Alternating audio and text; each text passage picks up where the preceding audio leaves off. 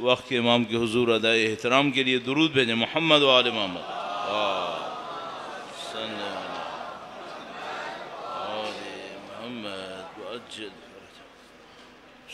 ایک بار پھر درود بھیجے گا محمد و آل محمد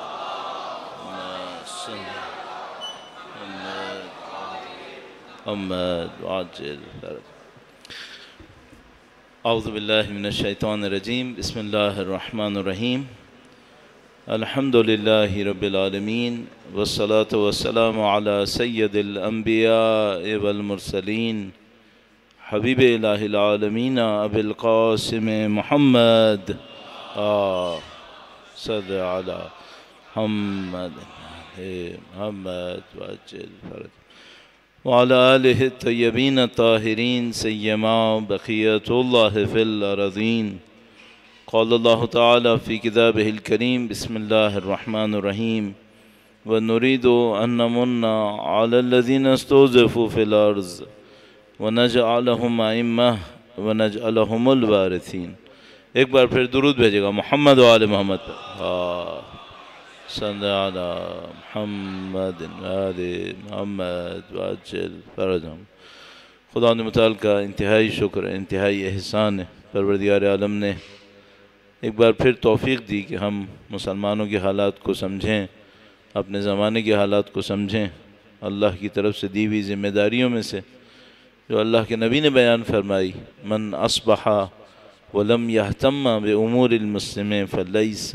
بمسلم جو زندگی گزارتا رہے اور مسلمانوں کی مسائل کو نہ سوچے اہمیت نہ دے وہ مسلمان نہیں ہے اور کیسے کوئی ان حالات میں اہمیت نہ دے جو مظلومیت ہمارے سامنے ہے اور جو انسان سوز مسائل ہمارے سامنے آ رہے ہیں اس طرح انسانیت کی اس طرح تذلیل کی جا رہی ہے بڑی طاقتوں کے ذریعے سے تقریباً وحشیانہ طریقے سے اس کام کو انجام دیا جا رہا ہے جس میں تو ظاہر ہے کہ ہر انسان کے ذہن میں چاہے وہ مسلمان ہے یا نہیں ہے سوال ابھرتا ہے کہ اتنا زیادہ کیوں ہوا کوئی حد ہوتی ہے آخر دشمنی کرنے کی بھی کوئی حد ہوتی ہے دشمنی کا بھی کوئی طریقہ ہوتا ہے دنیا میں جنگیں ہمیشہ سے تھیں اور جیسا کہ انسان کی طبیعت کے اندر ہے اور خدا متعال کے سامنے فرشتوں نے کہا بھی تھا یسفک الدماء یہ خون بہائے گا لیکن خون بہانے کے بھی طریقے ہوتے ہیں ایسے خون بہائے گا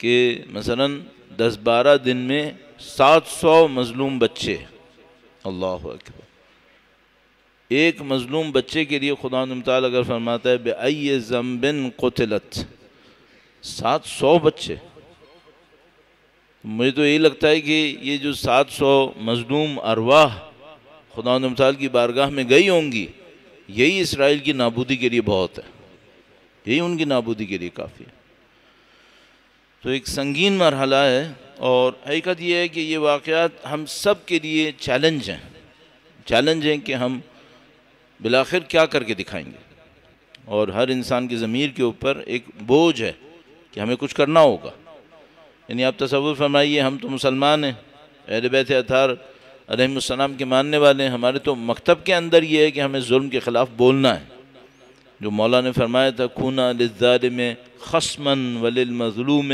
عونا تو ہم نے کرنا ہی تھا تصور کیجئے کہ جن کے نام پر یہ ظلم کیا جا رہا ہے یعنی یہودی جبکہ یہ بالکل غلط ہے یہ کرنے والے یہودی نہیں ہیں یہ لوگ صہیونی ہیں تو اگر یہودیوں کے نام پر بھی کیا جا رہا ہے تو یہودی خود میدان میں آ کر کہہ رہے ہیں کہ بھئی ہم اس ظلم کے اوپر راضی نہیں ہیں امریکہ میں UK میں یہودیوں نے مظاہرے کیے ہیں کہ ہم اس پہ راضی نہیں ہیں یہ جو ہمارے نام کے اوپر کر رہے ہیں تو الحمدللہ رب العالمین انسانیت کے لیے ایک چیلنج ہے اور ظاہر ہے کہ بہت بڑی ایک انسانیت کی کھیپ ہے جو اس میں ناکام ہو جائے گی اور کچھ لوگ ہوں گے جو یقیناً کامیاب ہو جائیں گے اور یوں لگتا ہے جیسے شاید یہی وہ آگہی ہے جو امام کی تشریف آوری سے پہلے بہت ضروری تھی کہ ایک ظالم ہوں گے جو تعداد میں کم ہوں گے لیکن حاکم ہوں گے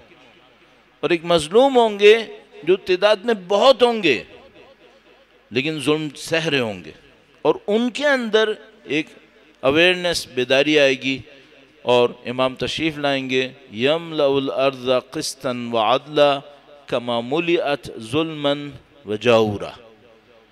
تو جو رہبر معظم نے فرمایا کہ یہ جو فلسطین کا معاملہ ہے یہ امام کی تشریف آوری کے لیے چابی کی طرح کام کرے گا۔ یہاں سے ہمارے ضمیر چیلنج ہو رہے ہیں، ہم اس آزمائش میں ڈالے جائیں گے، ہم اور پوری انسانیت۔ اس کے بعد یہ طے ہوگا کہ ہم کس کے ساتھ ہیں۔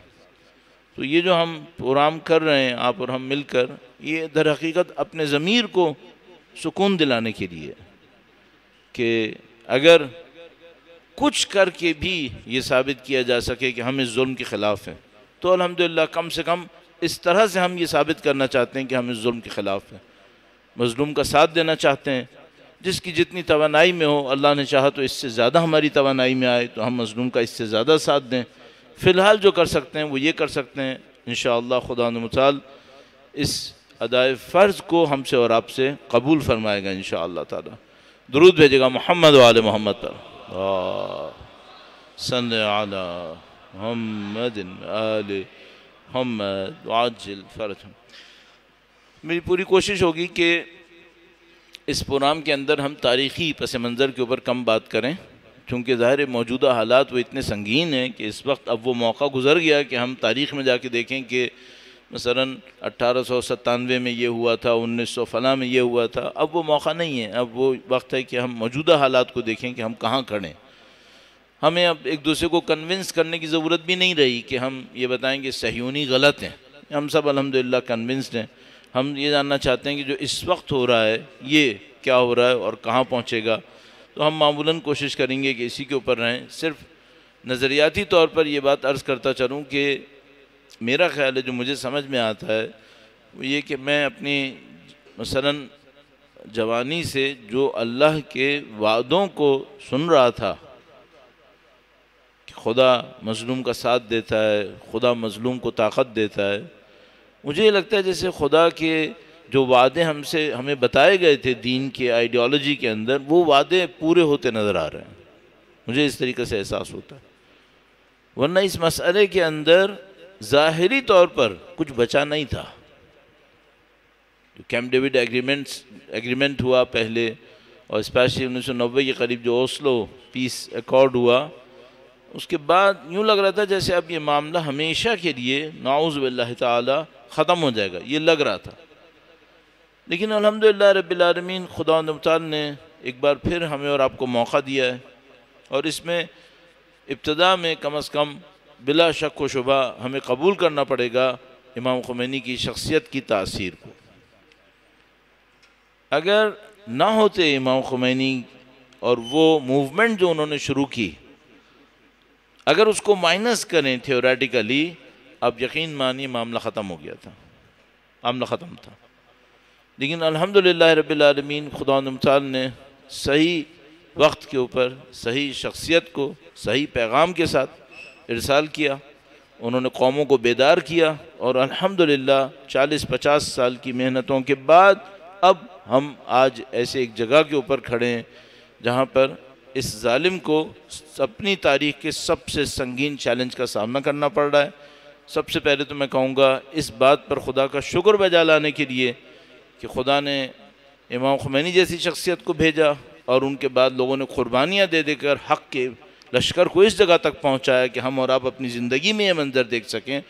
خدا کا شکر بجا لانے کے لیے درود بھیجیں محمد و آل محمد پر، صلی علی محمد آل محمد وعجل فرجہم۔ میں بغیر مزید کسی تمہید کے حالات جو موجودہ صورتحال ہے اس کے اوپر گفتگو عرض کرنا چاہتا ہوں۔ اس سے پہلے صرف ایک سوال کو جواب دینے کے لیے جو کبھی کبھی کیا جا رہا ہوگا، آپ کی طرف بھی شاید آیا ہوگا، بہت سارے لوگوں نے جواب دیا ہے، میں بھی اپنے طور پہ ایک جواب دینا چاہ رہا ہوں تاکہ ذرا سا ایک سٹارٹنگ پوائنٹ بھی بن جائے گا۔ اور وہ سوال یہ ہے کہ کیا حماس نے شہریوں کے اوپر حملہ کر کے ظلم نہیں کیا؟ یہ سوال اٹھایا جاتا ہے مختلف حلقوں سے۔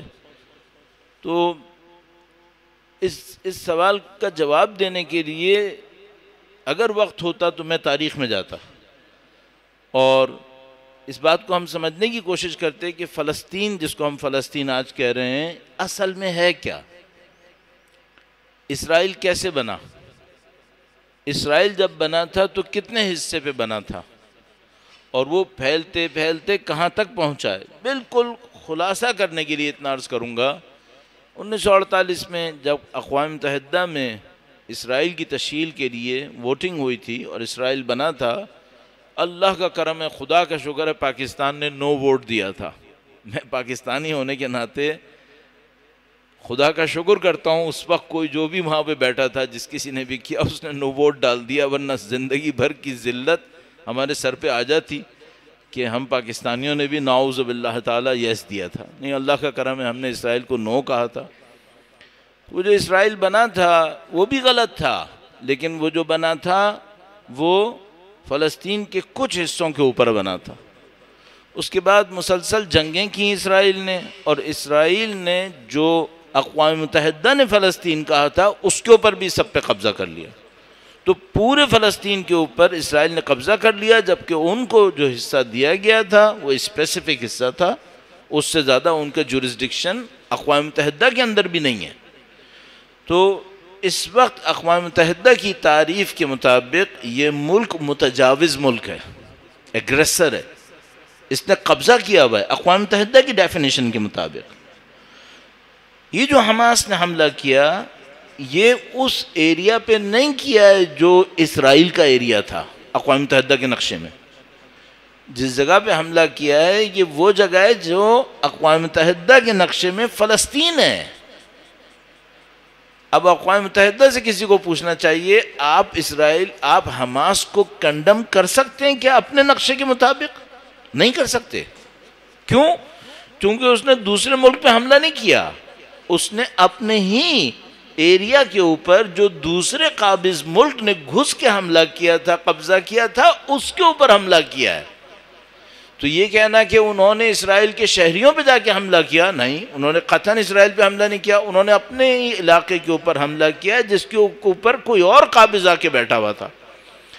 اچھا، وہ جو قابض آ کے بیٹھا ہوا تھا اس نے ایک سادہ سی ترکیب کی کہ اس نے وہاں پر فوجیوں کو بٹھایا، ان فوجیوں کو شو یہ کیا کہ یہ آبادیاں ہیں، ان آبادیوں کے ساتھ کچھ خواتین اور بچوں کو بھی رکھا گیا۔ جو فلسطین ہیں ان کی خواتین، ان کے بچے، ان کے بوڑھے، ان کے مرد مسلسل 75 سال سے ان کے ظلم کا نشانہ بنتے رہے، اور ان سے یہ کہا گیا کہ آپ اس علاقے پہ حملہ نہیں کیجیے گا چونکہ یہاں خواتین ہیں۔ سوال یہ ہے کہ بھئی اگر خواتین اور بچوں کا احترام ہونا ہے تو صرف ان کی خواتین اور بچوں کا احترام ہونا ہے؟ یہ جو غزہ میں گھس گھس کر، مغربی کنارے کے اوپر گھس گھس کے فلسطین کے اندر بچے اور عورتیں مرتی رہیں، ان کا کیا حساب ہونا ہے؟ دوسرا مسئلہ یہ ہے کہ کیا لانے والوں کو یہ نہیں پتا تھا کہ یہ علاقہ ان کا نہیں ہے؟ اچھی طرح سے پتا تھا۔ جن لوگوں کو لایا جاتا ہے ان کو ایک ٹرم استعمال کی جاتی ہے، سیٹلرز، آبادکار۔ یہ جو آبادکار ہوتے ہیں اتنے مسلح اور اتنے ٹرینڈ ہوتے ہیں کہ اسرائیل کی آرمی کی غیر موجودگی میں یہ آرمی کا کام کر رہے ہوتے ہیں۔ یعنی ہمارے پاس کوئی اسٹیٹسٹکس نہیں ہے، ورنہ ہم صرف جا کر یہ پوچھتے کہ آخری 75 سال میں سیٹلرز کے ہاتھوں کتنے فلسطینی شہید ہوئے ہیں۔ آپ یقین فرمائیے یہ رقم 10,000 میں ہے، 10,000 میں۔ اچھا، یہ جو سیٹلرز تھے کیا ان کے فوجی ہونے کا کوئی ثبوت ہے ہمارے پاس؟ بالکل ہے۔ اور یہ بھی عرض کرتا چلوں کہ یہ جو سیٹلرز تھے یہ صرف مسلمانوں کے قاتل نہیں تھے۔ اگر آپ آج ہی ابھی اس پروگرام کے بعد گوگل سرچ کریں اور زائونسٹ ملیٹنسی کو سرچ کریں تو آپ کو کچھ آرگنائزیشنز ملیں گی۔ مثال کے طور پر میں نے چند کے نام لکھے ہوئے ہیں۔ ایک آپ کو نام ملے گا ارگون نام کر کے، ایک نام ملے گا ہگانا نام کر کے، ایک نام ملے گا لیحی نام کر کے۔ کب سے ہیں یہ تنظیمیں؟ 1920 سے۔ ان کا کام کیا تھا؟ ان کا کام یہ تھا کہ فلسطینیوں کو قتل کرتے تھے۔ صرف فلسطینی مارے ہیں؟ نہیں، انہوں نے یہودی بھی مارے ہیں۔ کون سے یہودی؟ جو ان کی فکر کے مخالف تھے۔ یہ میں نے آج خود دوبارہ جا کے گوگل کو سرچ کیا کہ کہیں ایسا نہ ہو کہ میں بول دوں اور آپ جائیں اور آپ کو نہ ملے تو آپ کہیں زئی صاحب پتہ نہیں کس کا ایڈریس دے کے چلے گئے۔ ابھی بھی ہے وہاں پر کہ انہوں نے مارے ہیں۔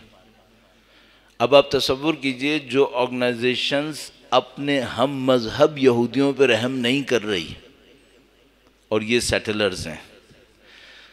عجیب بات یہ بھی عرض کروں کہ انہوں نے اپنے پرائم منسٹر کو بھی مارا ہے۔ کب؟ اسحاق رابین کو، جب اس نے ان کے سیٹلرز کو پیچھے لانے کی کوشش کی۔ اتنے وحشی ہیں یہ، اتنے بڑے دہشت گرد ہیں یہ۔ اگر ان کے اوپر فلسطینیوں نے حملہ کیا اپنے علاقے کو خالی کرنے کے لیے تو یہ سویلین پہ حملہ ہے۔ یہ وہ پرابلم ہے۔ اب اس کے بعد میں زیادہ تاریخی پس منظر میں نہیں جاؤں گا۔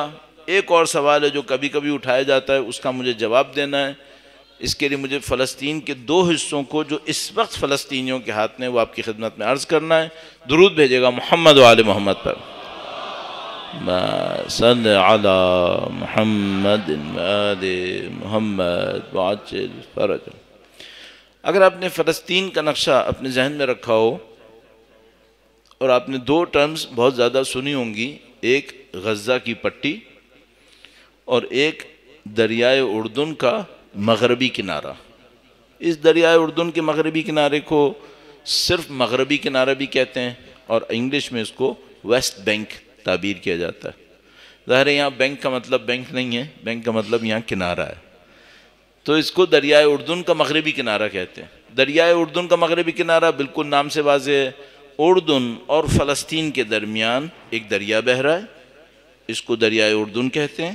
دریائے اردن کا جو مشرقی کنارہ ہے وہ اردن ہے، اور دریائے اردن کا جو مغربی کنارہ ہے یہ فلسطین ہے۔ ٹھیک ہے؟ یہ تقریباً اسرائیل کے شمال مشرق میں واقع ہوا ہے، شمال مشرق میں۔ غزہ کی پٹی اسرائیل کے فلسطین کے بالکل مغرب میں سمندر کے ساتھ ملی ہوئی جگہ کا نام ہے۔ صحیح؟ اس کو پٹی کیوں کہتے ہیں؟ چونکہ اسٹریچڈ ہے، کھچی ہوئی ایک حصہ ہے، اس کے اندر تقریباً 22 لاکھ لوگ رہ رہے ہیں۔ آپ کا جو لاہور کا پرانا شہر ہے وہ کیا کنجسٹڈ ہوگا جو غزہ کی پٹی کنجسٹڈ ہے۔ لاہور کا پرانا ایریا بھی کم کنجسٹڈ نہیں ہے، پتلی پتلی گلیاں، مجھے اندر گئے ہوئے بھی شاید 10-15 سال ہو گئے ہوں گے، لیکن اس سے کہیں زیادہ کنجسٹڈ غزہ کی پٹی ہے۔ یہ جو غزہ کی پٹی ہے یہ ایک حصہ مغرب کی طرف ہے، اور شمال مشرق میں دریا اردن کا مغربی کنارہ ہے۔ کیا یہ دونوں کنیکٹڈ ہیں؟ نہیں، ان کے درمیان تقریباً 70-75 کلومیٹر کا ایئر ڈسٹینس ہے اوپر سے۔ یہ جو غزہ کی پٹی ہے اس میں 22 لاکھ لوگ ہیں، اس میں خوبی ہے، یہ سب ایک جگہ ہیں، کنیکٹڈ ہیں، ایک دوسرے سے ملے ہوئے ہیں۔ اس غزہ کی پٹی پر ایڈمنسٹریشن فلسطینیوں کی ہے اور حماس کے ہاتھ میں ہے، اسلامی جہاد کے ہاتھ میں۔ ٹھیک ہے؟ مغربی کنارہ اس سے بالکل مختلف ہے۔ مغربی کنارے پہ لوگ مل کے نہیں رہ رہے فلسطینی، تقریباً 200 کے قریب آبادیاں ہیں، ساری آبادیاں تقسیم ہوئی ہوئی ہیں، ہر فلسطینی آبادی کے ساتھ ایک یہودی صہیونی آبادی بسی ہوئی ہے۔ آبادیوں کے اندر بھی کنیکشن نہیں ہے۔ یہ جو غزہ کی پٹی ہے اس میں خوبی ہے کہ یہ سب ملے ہوئے ایک دوسرے کے ساتھ۔ مغربی کنارہ بالکل ایسا نہیں ہے، وہاں سب اسکیٹرڈ ہیں، اور وہاں پہ بیچ میں نے بتایا سیٹلرز ہیں جو ایکچولی پیراملٹری فورسز ہیں، وہ سویلینز نہیں ہیں، وہ پیراملٹری فورسز ہیں جو وہاں پر ہیں۔ آپ کو پتہ ہے اسرائیل کے اندر 36 مہینے ہر مرد کے اوپر فوجی ٹریننگ کمپلسری ہے، اور تقریباً 21 یا 30 مہینے خواتین کے اوپر کمپلسری ہے۔ تو آپ مت سوچے گا کہ وہاں پہ کوئی مرد اور عورت سیٹلر کے نام پہ بیٹھا ہوگا جو فوج میں ٹرینڈ نہیں ہوگا. یہ نہیں ہو سکے گا. سب ٹرینڈ ہیں, سب کے پاس اسلحہ ہے. اور اس کی دسیوں ویڈیوز آپ نیٹ پہ سرچ کر لیجئے گا, آپ کو مل جائیں گی جب سیٹلرز فائرنگ کر رہے ہوتے ہیں فلسطینیوں کے اوپر, بالکل فوجی انداز میں کھڑے ہوتے ہیں, ٹرینڈ, ویل ٹرینڈ. یہ جو غزہ کی پٹی میں ہوا, یہ مغربی کنارے میں کیوں نہیں ہوا؟ اس لیے نہیں ہوا کہ وہ لوگ کنیکٹڈ نہیں ہیں. ان سب کے درمیان یہ سیٹلرز بیٹھے ہوئے ہیں, اور جیسے ہی کوئی ایک آبادی اٹھ کر کچھ کرنے کی کوشش کرتی ہے, یہی سیٹلرز ان پر حملہ کر کے ان کو قتل کرنے کی کوشش کرتے ہیں. دوسرا مسئلہ ایک ایڈمنسٹریٹو ایشو ہے. غزہ کی پٹی 2007 سے اسلامی جہاد اور حماس کے ہاتھ میں ہے الیکشنز جیتنے کی وجہ سے, لیکن مغربی کنارے کے اندر فلسطینیوں کے نام پہ جو حکومت بنی ہوئی ہے وہ یاسر عرفات کی فتح کی بنی ہوئی ہے.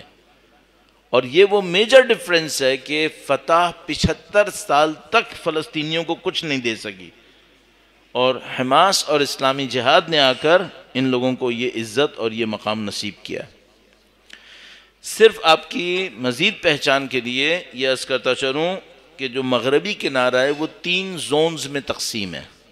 3 زونز میں, ایک زون اے ہے جو تقریباً 18% ہے, یہ مکمل فلسطینیوں کے ہاتھ میں ہے, سیکیورٹی بھی اور میونسپلٹی بھی. زون بی ہے جو تقریباً 22% ہے, یہ میونسپلٹی فلسطینیوں کے ہاتھ میں, سیکیورٹی صہیونیوں کے ہاتھ میں. اور زون سی جو تقریباً 60% ہے, اس کی میونسپلٹی اور سیکیورٹی دونوں صہیونیوں کے ہاتھ میں ہے. اس کا مطلب ہے مغربی کنارے کی سیکیورٹی کا چارج صرف 18% کا فلسطینیوں کے ہاتھ میں ہے, سب کا سب باقی صہیونیوں کے ہاتھ میں. اس خاطر وہاں پر موومنٹ بہت مشکل ہوگی, اور وہاں پہ شاید تھوڑا بہت ٹکراؤ تو ہوتا ہے, لیکن جس طرح غزے سے نکل کر ایک موومنٹ چلی وہ وہاں پہ چلنا مشکل پڑتی ہے. تو یہ تھوڑا سا ایک انٹروڈکشن ہے تاکہ آپ کو یہ اندازہ ہو کہ یہ غزہ کی پٹی میں صرف کیوں ہو رہا ہے اور مغربی کنارے سے اس طرح سے کیوں نہیں نکلا. درود بھیجے گا محمد و آل محمد. صلی علی محمد وعجل. آخری بس اس سلسلے میں ایک پوائنٹ, کیا سارے یہودی صہیونی ہیں؟ قطعاً نہیں, قطعاً نہیں. بس یہودی ایک مذہب ہیں, رسپیکٹڈ ہیں. قرآن کریم نے یہودیوں کے بارے میں بہت کچھ کہا ہے, لیکن کم سے کم قرآن کریم نے فرمایا کچھ یہودیوں کو یقیناً خدا متعال کی بندگی میں دیکھو گے. میرے خیال میں ایک کویشچن یہی ہے. اکثریت یہودیوں کی صہیونی بنی ہوئی ہے جو ظلم کا ساتھ دے رہے ہیں اور ظالم ہیں, لیکن کم سے کم رول آؤٹ نہیں کر سکتے آپ ان یہودیوں کو کہ جو یہودی ہیں اور صہیونی نہیں ہیں. تو قطعاً ہم کسی بھی طور پر یہ نہیں کہہ سکتے ہر یہودی صہیونی ہے, ہر یہودی دشمن ہے. نہیں, ہر یہودی دشمن نہیں ہے, ڈسٹنگوش کرنا پڑے گا. آپ سے میں نے عرض کیا کچھ یہودی ہیں امریکہ میں, یو کے میں, وہ صہیونیت کے خلاف ہیں, مظاہروں میں بھی ریگولر آتے ہیں. کبھی بھی آپ قدس کی ریلی میں چلے جائیے یو کے میں یا امریکہ میں, تو آپ کو یقیناً وہ یہودی مل جائیں گے کہ جو ریلیز میں آتے ہیں اور وہ اسرائیل کے سخت خلاف ہیں. اب آئیے موجودہ صورتحال کی طرف. ایک بار پھر درود بھیجے گا محمد و آل محمد پر. صلی علی محمد و آل محمد وعجل فرج. 7 اکتوبر کو حملہ ہوا ہے. اس حملے سے اس وقت 13 دن گزر گئے. اب تک کی جو جنگ ہوئی ہے, اگر آج کسی بھی وجہ سے رات میں جنگ بندی ہو جائے, ابھی کوئی امکان نہیں ہے فی الحال, اگر آج رات جنگ بندی ہو جائے اور جنگ ختم ہو جائے, کون جیتا اور کون ہارا؟ ایک میجر کوشچن ہوتا ہے کہ آپ کو ہر پوائنٹ کے اوپر یہ دیکھنا ہوتا ہے کس نے کیا اچیو کیا. تو اگر آج جنگ رک جائے, سیز فائر ہو جائے کسی بھی وجہ سے جس کا بھی امکان نہیں لگ رہا, اگر ہو جائے تو کون جیتا؟ تو میرے پاس کچھ پوائنٹ ہیں. پہلی بات, میرے خیال میں انڈسپیوٹڈ حماس جیت گئی ہے, انڈسپیوٹڈ. اگر آج رات سیز فائر ہو جائے, جنگ بند ہو جائے, اب تک کی جنگ میں کنفرم حماس جیت چکی. کیوں جیت چکی؟ نمبر ایک, 75 سال سے یہ پروپیگنڈا تھا کہ اسرائیل کی فوج دنیا کی طاقتور ترین افواج میں دوسرے تیسرے نمبر پہ تو یقیناً ہے, کنفرم. الحمدللہ رب العالمین, حماس کے چند سو مجاہدوں نے وہ کارنامہ کیا. 75 سال کا یہ انویسٹمنٹ پلان جو پوری دنیا کا میڈیا ان کا ساتھ دے کر ہم لوگوں کے دماغوں کے اوپر بمباری کرتا تھا کہ یہ فوج اتنی طاقتور ہے, وہ سارا کا سارا خاک میں مل گیا. لیکن یہ میں بتاتا تو چلوں, ہمارے اندر بھی کچھ غلام ذہن ابھی بھی ہیں جن کے دماغ سے ابھی بھی یہ بھوت نہیں اترا ہے. یہ میں آپ کو بتا رہا ہوں, ابھی بھی 75 سال ہم نے کچھ کھایا ہے, وہ نگلتے بھی ہمیں دیر ہو رہی ہے. اب نکل دیں, اب اس کو مزید اپنے شکم میں نہیں رکھیں. کیا نشانی ہے؟ ابھی بھی کچھ دنوں کے بعد واٹس ایپ کے اوپر کوئی میسج آ جائے گا اور اس میں یہ بتائیں گے کہ اسرائیل کا جو پہلا وزیر اعظم تھا اس نے یہ بات کہی تھی. تم ابھی تک پٹے ہوئے, گھسے ہوئے, ہارے ہوئے گھوڑوں کے اوپر شرطیں لگا رہے ہو, ابھی تک ان کی تعریفیں کر رہے ہو.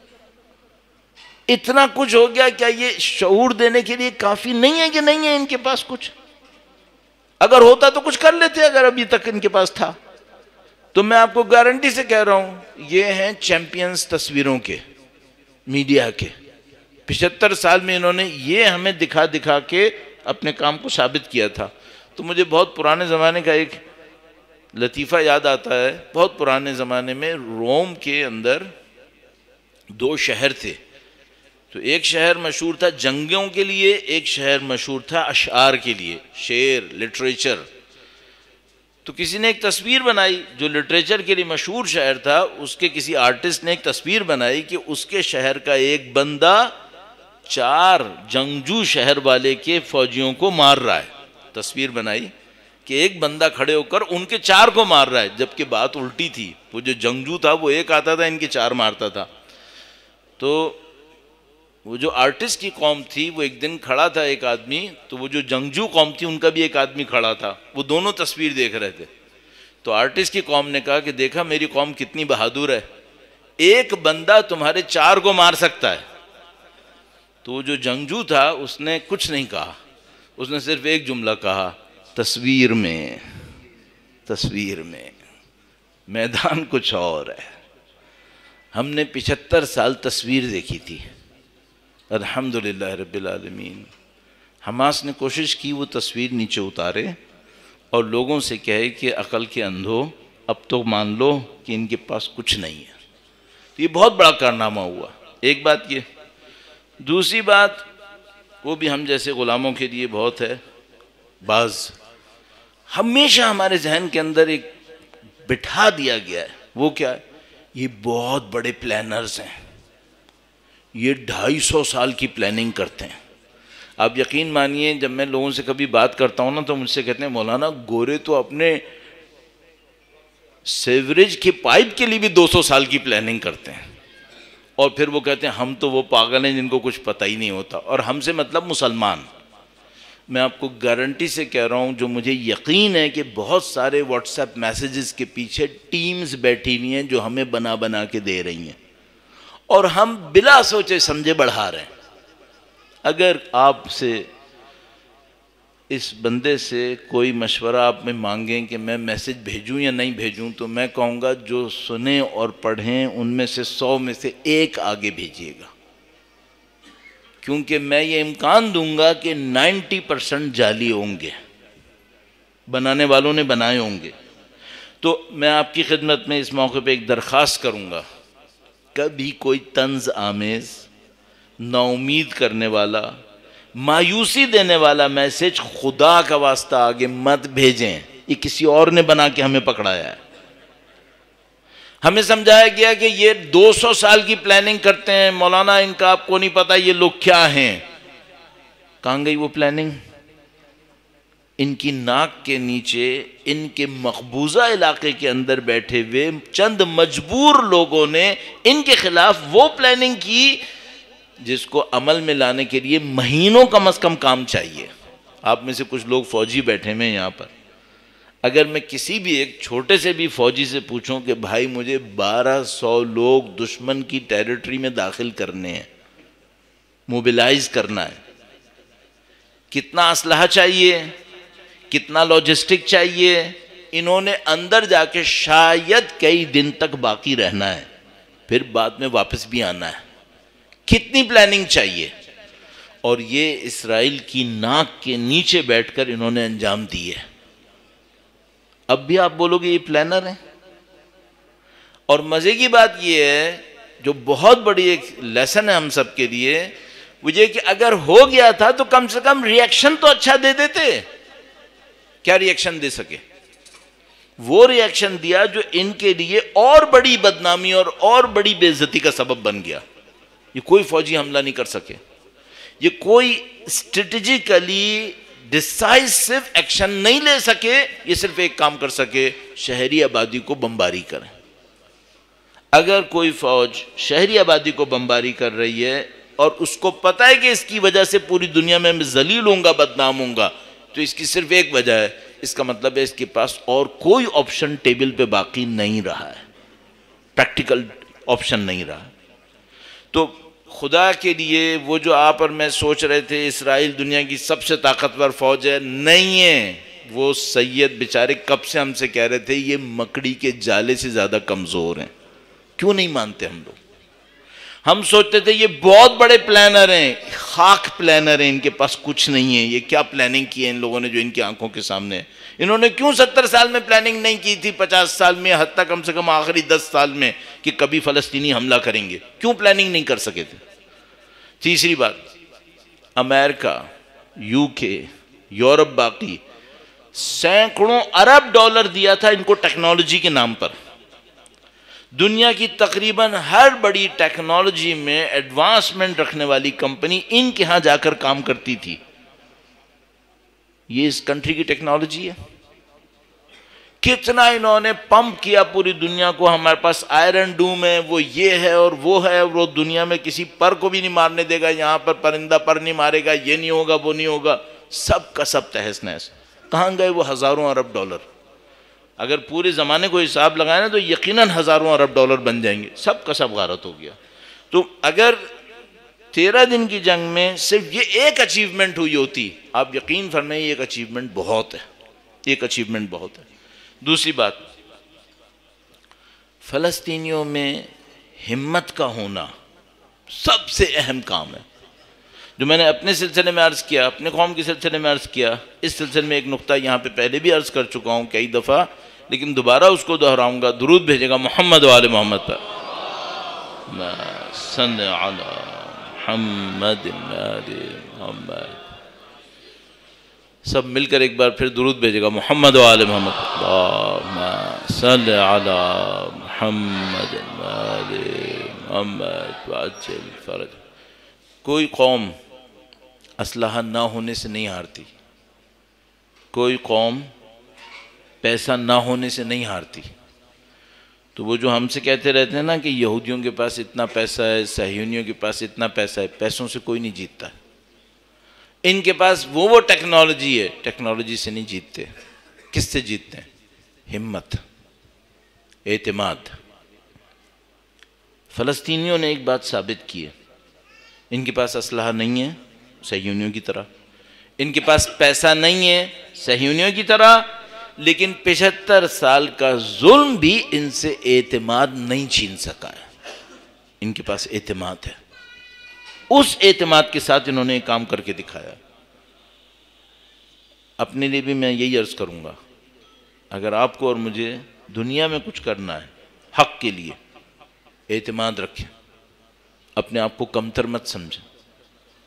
اگر کسی کو کم سمجھنا ہوتا, خدا نہ کرے نعوذ باللہ تعالیٰ, تو ان فلسطینیوں کو بیچاروں کو اپنے آپ کو حقیر سمجھ لینا چاہیے تھا کہ بھئی ہم 75 سال سے کسی کا ظلم سہ رہے ہیں, ہم کچھ نہیں کر سکے. انہوں نے اپنا اعتماد ختم نہیں کیا. اس اعتماد کو اپنے اندر زندہ رکھیں. آپ کے پاس تو اس سے بہت کچھ زیادہ ہے جو فلسطینی جس مشکل میں ہے، آپ بہت کم مشکل میں.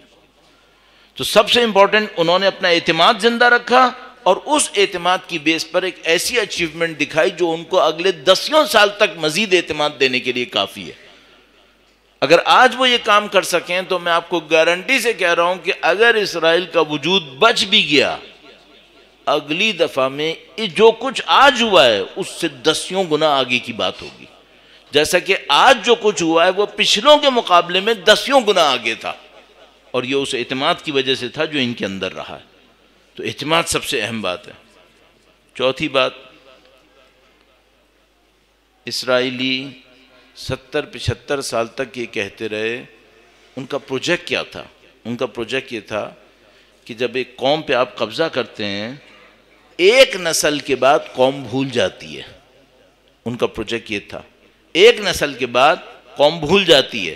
48 میں اسرائیل بنا، 30 سال گزر گئے، 78 کیمپ ڈیوڈ ہو گیا. تو انہوں نے کہا ہم نے 30 سال کے بعد کیمپ ڈیوڈ کیا، اس کا مطلب یہ ہے کہ اب فلسطینی بھول گئے ہوں گے. اس کے بعد 30 سال اور گزر گئے، اوسلو پیس ایگریمنٹ، فلاں فلاں فلاں، کون سے ایگریمنٹ. ایزمپشن کیا تھا؟ 2 نسلیں گزر گئی ہیں، اب تو یقیناً بھول گئے ہوں گے. صحیح ہے. ایک بات ثابت ہوئی، شاید اسرائیلی بھول گئے ہوں گے، فلسطینی نہیں بھولے. اور اب انہوں نے اسرائیلیوں کو ان کے گلے میں ڈال کر یاد دلایا ہاتھ کے، تم قابض ہو، تم یہاں نہیں ٹک سکتے. 75 سال کے بعد بھی ان کو یاد دلایا ہے کہ ہم تمہیں نہیں ٹکنے دیں گے اپنی زمین کے اوپر. بحمداللہ اس جنگ کے نتیجے میں ریورس مائگریشن بہت تیز ہوئی ہے، اور آپ ابھی انشاءاللہ اور بھی دیکھیں گے. آپ نے شاید خبروں میں دیکھا ہوگا کہ امریکن ایئر لائنز کتنی دفعہ اسرائیل گئی ہیں وہاں سے نکالنے کے لیے لوگوں کو، کہ جو وہاں سے نکل کے واپس جانا چاہتے ہیں. اور یہ ریورس مائگریشن بہت تیزی سے ہوگی اور ہو رہی ہے. اس سلسلے میں آخری بات کہ اگر ابھی جنگ ختم ہوتی ہے تو کیا ہوگا؟ اگر ابھی جنگ ختم ہوتی ہے، الحمدللہ رب العالمین، ایک پارٹی اور جیت گئی ہے، بہت آگے جا کے جیتی ہے. وہ کون ہے؟ مقاومت، ایکسس آف ریزسٹنس. یہ بہت آگے جا کے جیت گئے. کیوں؟ ایکسس آف ریزسٹنس میں چند پارٹس ہیں. ایک ایران ہے جو اس کا سینٹر ہے، ایک عراق ہے جو اس کا ایک حصہ ہے، ایک سیریا ہے، لبنان میں حزب اللہ ہے، یمن میں انصار اللہ ہے، فلسطین میں حماس اور اسلامی جہاد ہے. سب سے کمزور پارٹ کون سا ہے؟ حماس. یہ ویکسٹ ہے. کیوں؟ یمن کے انصار اللہ ان سے بہت آگے ہیں، سیریا ان سے بہت آگے ہے، حزب اللہ ان سے بہت آگے ہے، اور ایران ان سب سے بہت آگے ہے. اور اسرائیل کو کس نے ہرایا ہے؟ حماس نے. اب آئیں آج کی زندگی پر.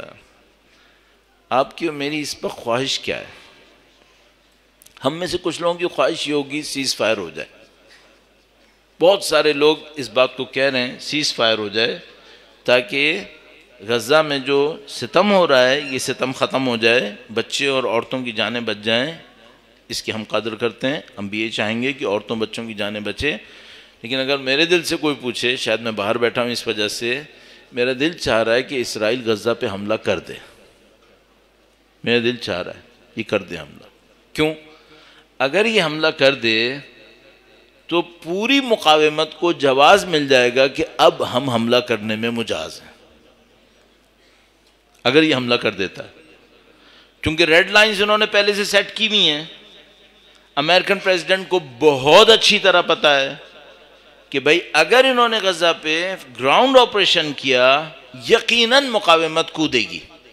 اور جو سمپلسٹ آف کیلکولیشنز ہیں اس کے ہوتے ہوئے اگر یہ ملک قابض ملک اسرائیل حماس کا مقابلہ نہیں کر سکا ہے تو میرا نہیں خیال دنیا میں کوئی اسٹریٹجسٹ ہو سوائے ہمارے ایک پاکستانی مولانا کی جو پاکستان سے باہر بیٹھ کے کچھ بولتے ہیں، جو یہ کہہ سکے کہ اسرائیل یمن سے بھی لڑ پائے، حزب اللہ سے لڑ پائے، شام سے لڑ پائے یا ایران سے لڑ پائے.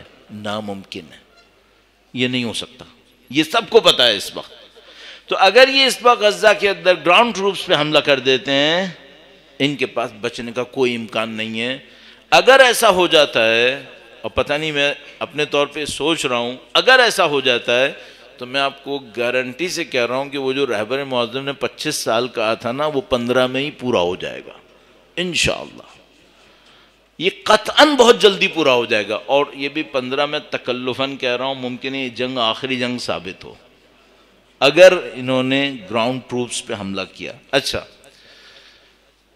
پرابلم یہ ہے کہ میں تھوڑا سا جنگ کی اسٹریٹجی کے حوالے سے، جس کا میں بہت ایکسپرٹ نہیں ہوں لیکن اتنی دفعہ انالیسس کر چکا ہوں، اس لیے مجھے تھوڑا بہت سمجھ میں آتی ہے ایک بات، وہ پوائنٹ آپ کی خدمت میں عرض کرتا ہوں. درود بھیجے گا محمد و آل محمد پر. صلی علی محمد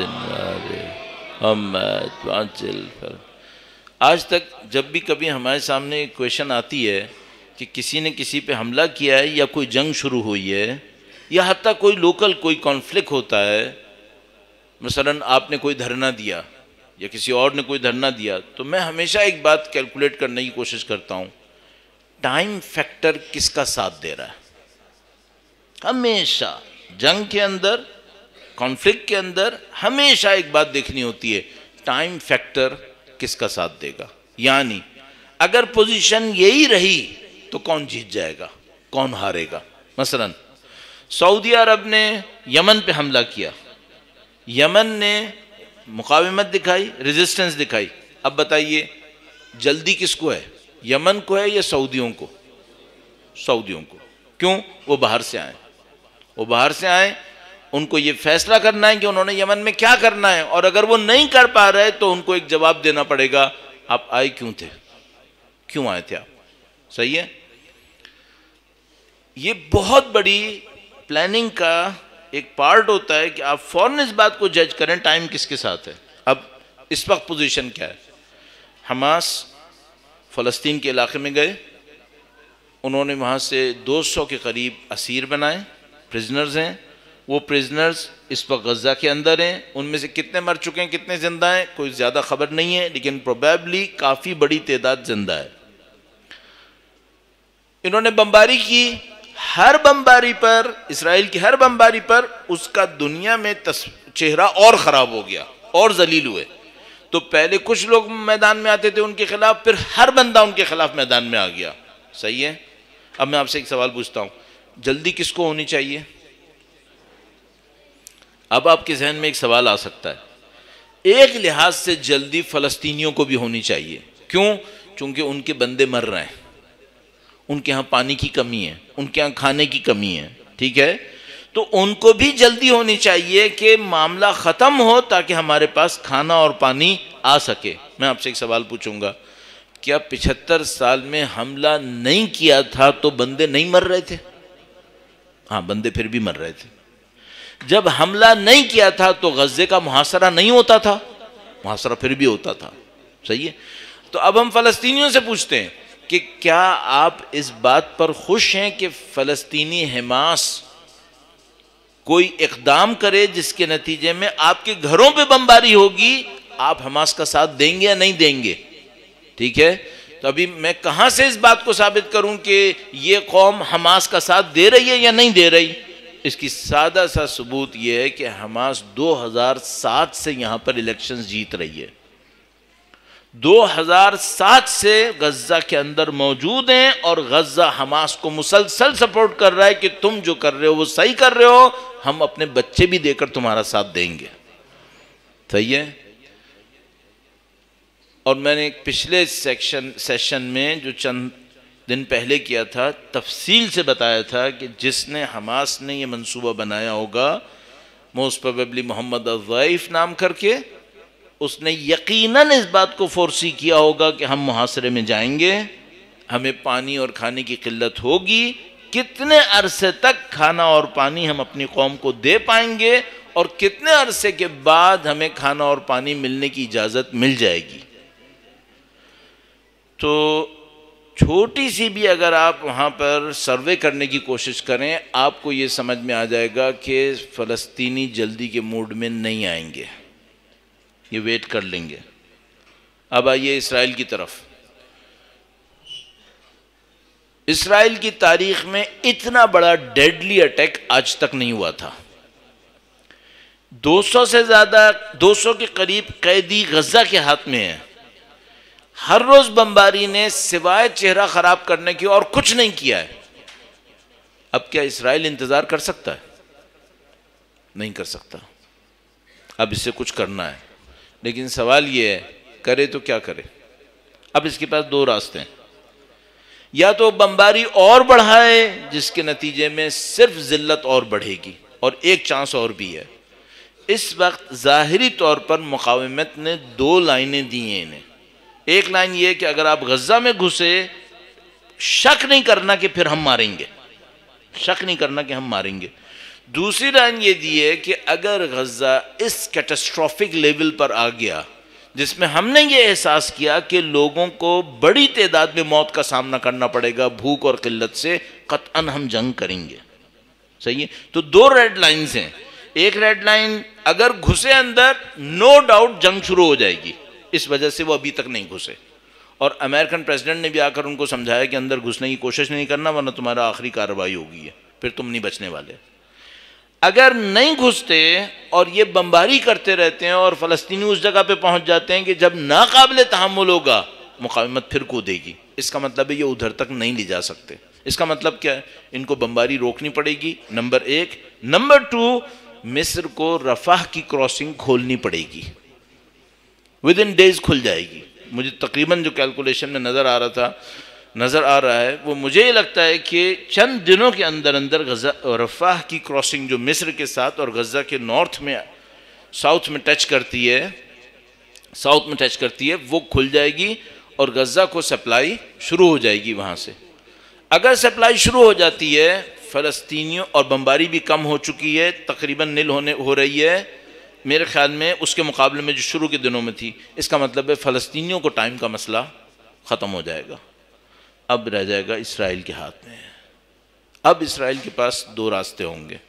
اندر نہیں گھس سکتے چونکہ اس سے یہ مریں گے. بمباری کو روکنا پڑے گا، اس کے ساتھ ان کے پاس کوئی راستہ نہیں ہے، پوری دنیا میں بدنامی ہو چکی ہے.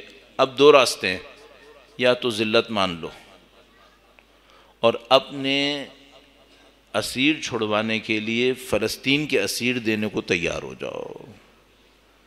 اس سے پہلے کا جو ریکارڈ ہے اس میں فلسطینیوں نے ایک فوجی کے بدلے کئی ہزار فلسطینی چھڑوائے ہیں. ایک فوجی کے بدلے. اس وقت تعداد 200 کے قریب ہے. ان 200 میں ٹھیک ٹھاک بڑی تعداد تقریباً 125 کے قریب کم سے کم فوجی ہیں. کتنے فلسطینی چھوٹنے چاہیے؟ میرا خیال میں اسرائیل کی کسی جیل میں کوئی فلسطینی نہیں بچے گا، وہ سب چھوٹ سکتے ہیں اس وقت. اب سوال یہ ہے کیا اسرائیل یہ کر سکے گا؟ اگر نہیں کرتا ہے تو پھر اس کی ارغمال اندر پڑے رہیں گے. پوری دنیا کے سامنے کوشچن ہوگا کہ تم اتنی بڑی طاقت تھے، تمہارے 200 کے قریب لوگ ابھی تک وہاں پہ پڑے میں تم کچھ نہیں کر سکے. تو عزیزان محترم، میرا اپنا یہ خیال ہے ان کو ایک فیس سیونگ چاہیے اسرائیلیوں کو. یہ شاید یہ کریں گے کہ یہ غزہ کے کسی ایک علاقے میں گھسیں، وہاں کچھ لوگوں کو شہید کریں، پروبیبلی یہ کہیں کہ ہم نے حماس کا فلاں لیڈر مار لیا، اور یہ کہہ کر یہ اپنے سیز فائر کو اعلان کریں اور پریزنرز کے سواپ کے لیے تیاری کر لیں. میرا خیال میں یہ ہوگا. جنگ رہے گی، جنگ رہے گی، جنگ رہے گی، جنگ رہے گی، جنگ رہے گی، جنگ رہے گی، جنگ رہے. اب یہاں پر ایک بہت اچھا پوائنٹ ہے. اگر انہوں نے پریزنر سواپ کو ایگری کر لیا، کیا حماس ختم ہو جائے گی؟ نہ صرف ختم نہیں ہوگی بلکہ بہت طاقتور ہوگی. اس کا مطلب کیا ہے؟ اگر حماس بہت طاقتور ہوتی ہے اس کا مطلب ہے اگلی دفعہ مغربی کنارے میں الیکشن حماس جیتے گی، اگلی دفعہ وہاں پر بھی جیتے گی.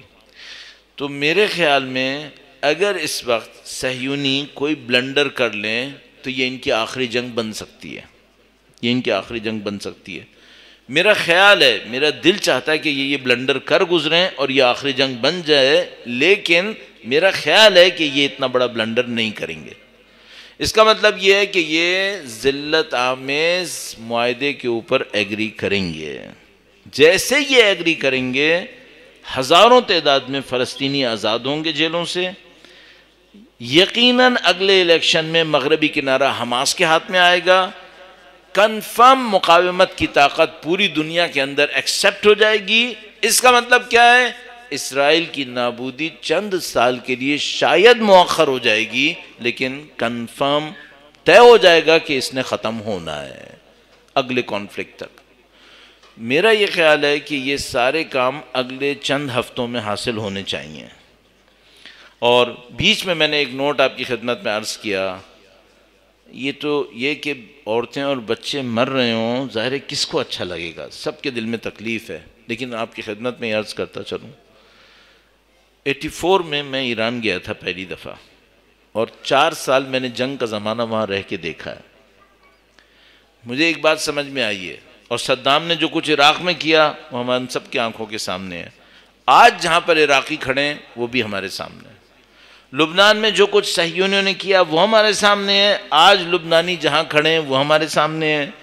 یمن میں جو کچھ سعودیوں نے کیا وہ بھی ہمارے سامنے ہوا، اور آج جہاں یمنی کھڑے ہیں وہ ہمارے سامنے ہیں۔ مجھے ایک بات سمجھ میں آئی ہے، ہر قوم کو عزت سے پہلے خون دینا پڑتا ہے۔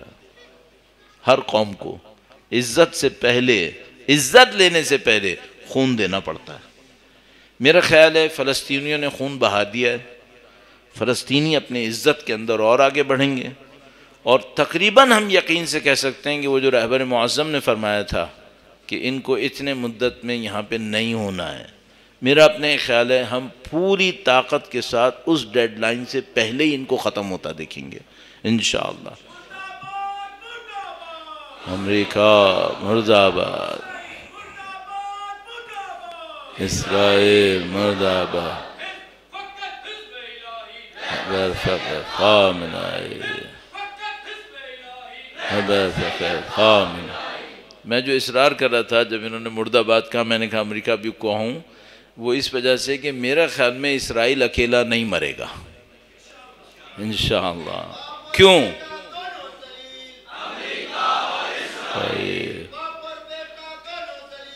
امریکہ اور اسرائیل،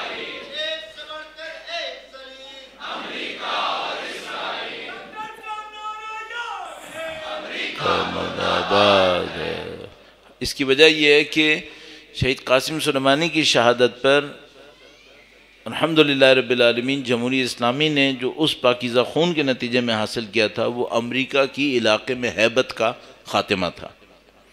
عین الاسد کے بیس کے اوپر انہوں نے میزائل مارے، امریکہ کچھ نہیں کر سکا۔ پہلی دفعہ امریکہ کو دوسری جنگ عظیم کے بعد اتنے میزائل کھانے کو ملے اور وہ کچھ نہیں کر سکے۔ اس بات نے پورے ریجن کے اندر ایک بات کلیئر کر دی تھی۔ تھوڑی سی جو بیک گراؤنڈ میں آواز آتی رہے گی اس کو آپ برداشت کرتے رہیے تاکہ انشاءاللہ ہم اس پروگرام کو اختتام تک لے جا سکیں۔ درود بھیجیں محمد و آل محمد پر۔ اللہ صلی علی محمد آل محمد وعجل فرجہ۔ جو پوائنٹ میں نے آخر میں ریز کیا وہ یہ کہ اسرائیل کا جو خاتمہ ہوگا وہ صرف اسرائیل کا خاتمہ نہیں ہوگا بلکہ اس کے ساتھ یقیناً امریکہ کا بھی خاتمہ ہوگا۔ اب تک جو 75 سال اسرائیل نے زندگی گزاری ہے وہ کنفرم امریکی اور یورپی حامیوں کی ذریعے سے گزاری ہے، ورنہ اسرائیل کے اپنے اندر کوئی بھی طاقت نہیں تھی، در حقیقت پہلے بھی نہیں تھی۔ انہوں نے ہنڈریڈز آف بلینز ان کو پیسہ دیا، ٹیکنالوجی دی، ان کو ملٹری کی سپورٹ دی، اور آج تک دے رہے ہیں۔ ابھی بھی آپ نے دیکھا کہ کس طریقے سے وہ ان کو سپورٹ کرنے کی کوشش کر رہے ہیں۔ اچھا، یہاں پہ ایک بہت عجیب کہ یہ مذاق ہے کہ اسرائیل کو کوئی بھی ملک سپورٹ کرے اس کو پورا میڈیا بتاتا ہے کہ فلاں نے مدد کے لیے یہ بھیجا ہے، اور کسی ایک ملک کو اجازت نہیں ہے کہ وہ غزہ کے لیے پانی بھی بھیج دے، اور دنیا دیکھ رہی ہے تماشا۔ صحیح ہے، یہ سب نوٹ ہو رہا ہے، لوگ نوٹ کر رہے ہیں اس کو۔ اچھا، اب سوال یہ ہے کہ جب اسرائیل ڈوبے گا امریکہ کیا کر سکے گا؟ تو جو امریکہ اپنے وجود کو نہیں سنبھال پا رہا ہے مڈل ایسٹ کے اندر، کیا وہ اسرائیل کے وجود کو سنبھال پائے گا؟ اور میرا اپنے خیال ہے کہ بہت اچھا ٹائم ہے جتنی بھی اینٹی امریکن لابیز ہیں ان کے لیے. مثلا یوکرین کے اندر رشیا نے ان کو انوالو کیا ہوا ہے، نارتھ کوریا نے ان کو کوریا کے علاقے کے اندر انوالو کیا ہوا ہے، چائنا فلپائن کی طرف ان کو انوالو کیے ہوئے ہے. ان کے پاس کیا اتنی طاقت ہے کہ یہ ایک فرنٹ میں مڈل ایسٹ کے اندر باقاعدہ کوچنے کی کوشش کریں؟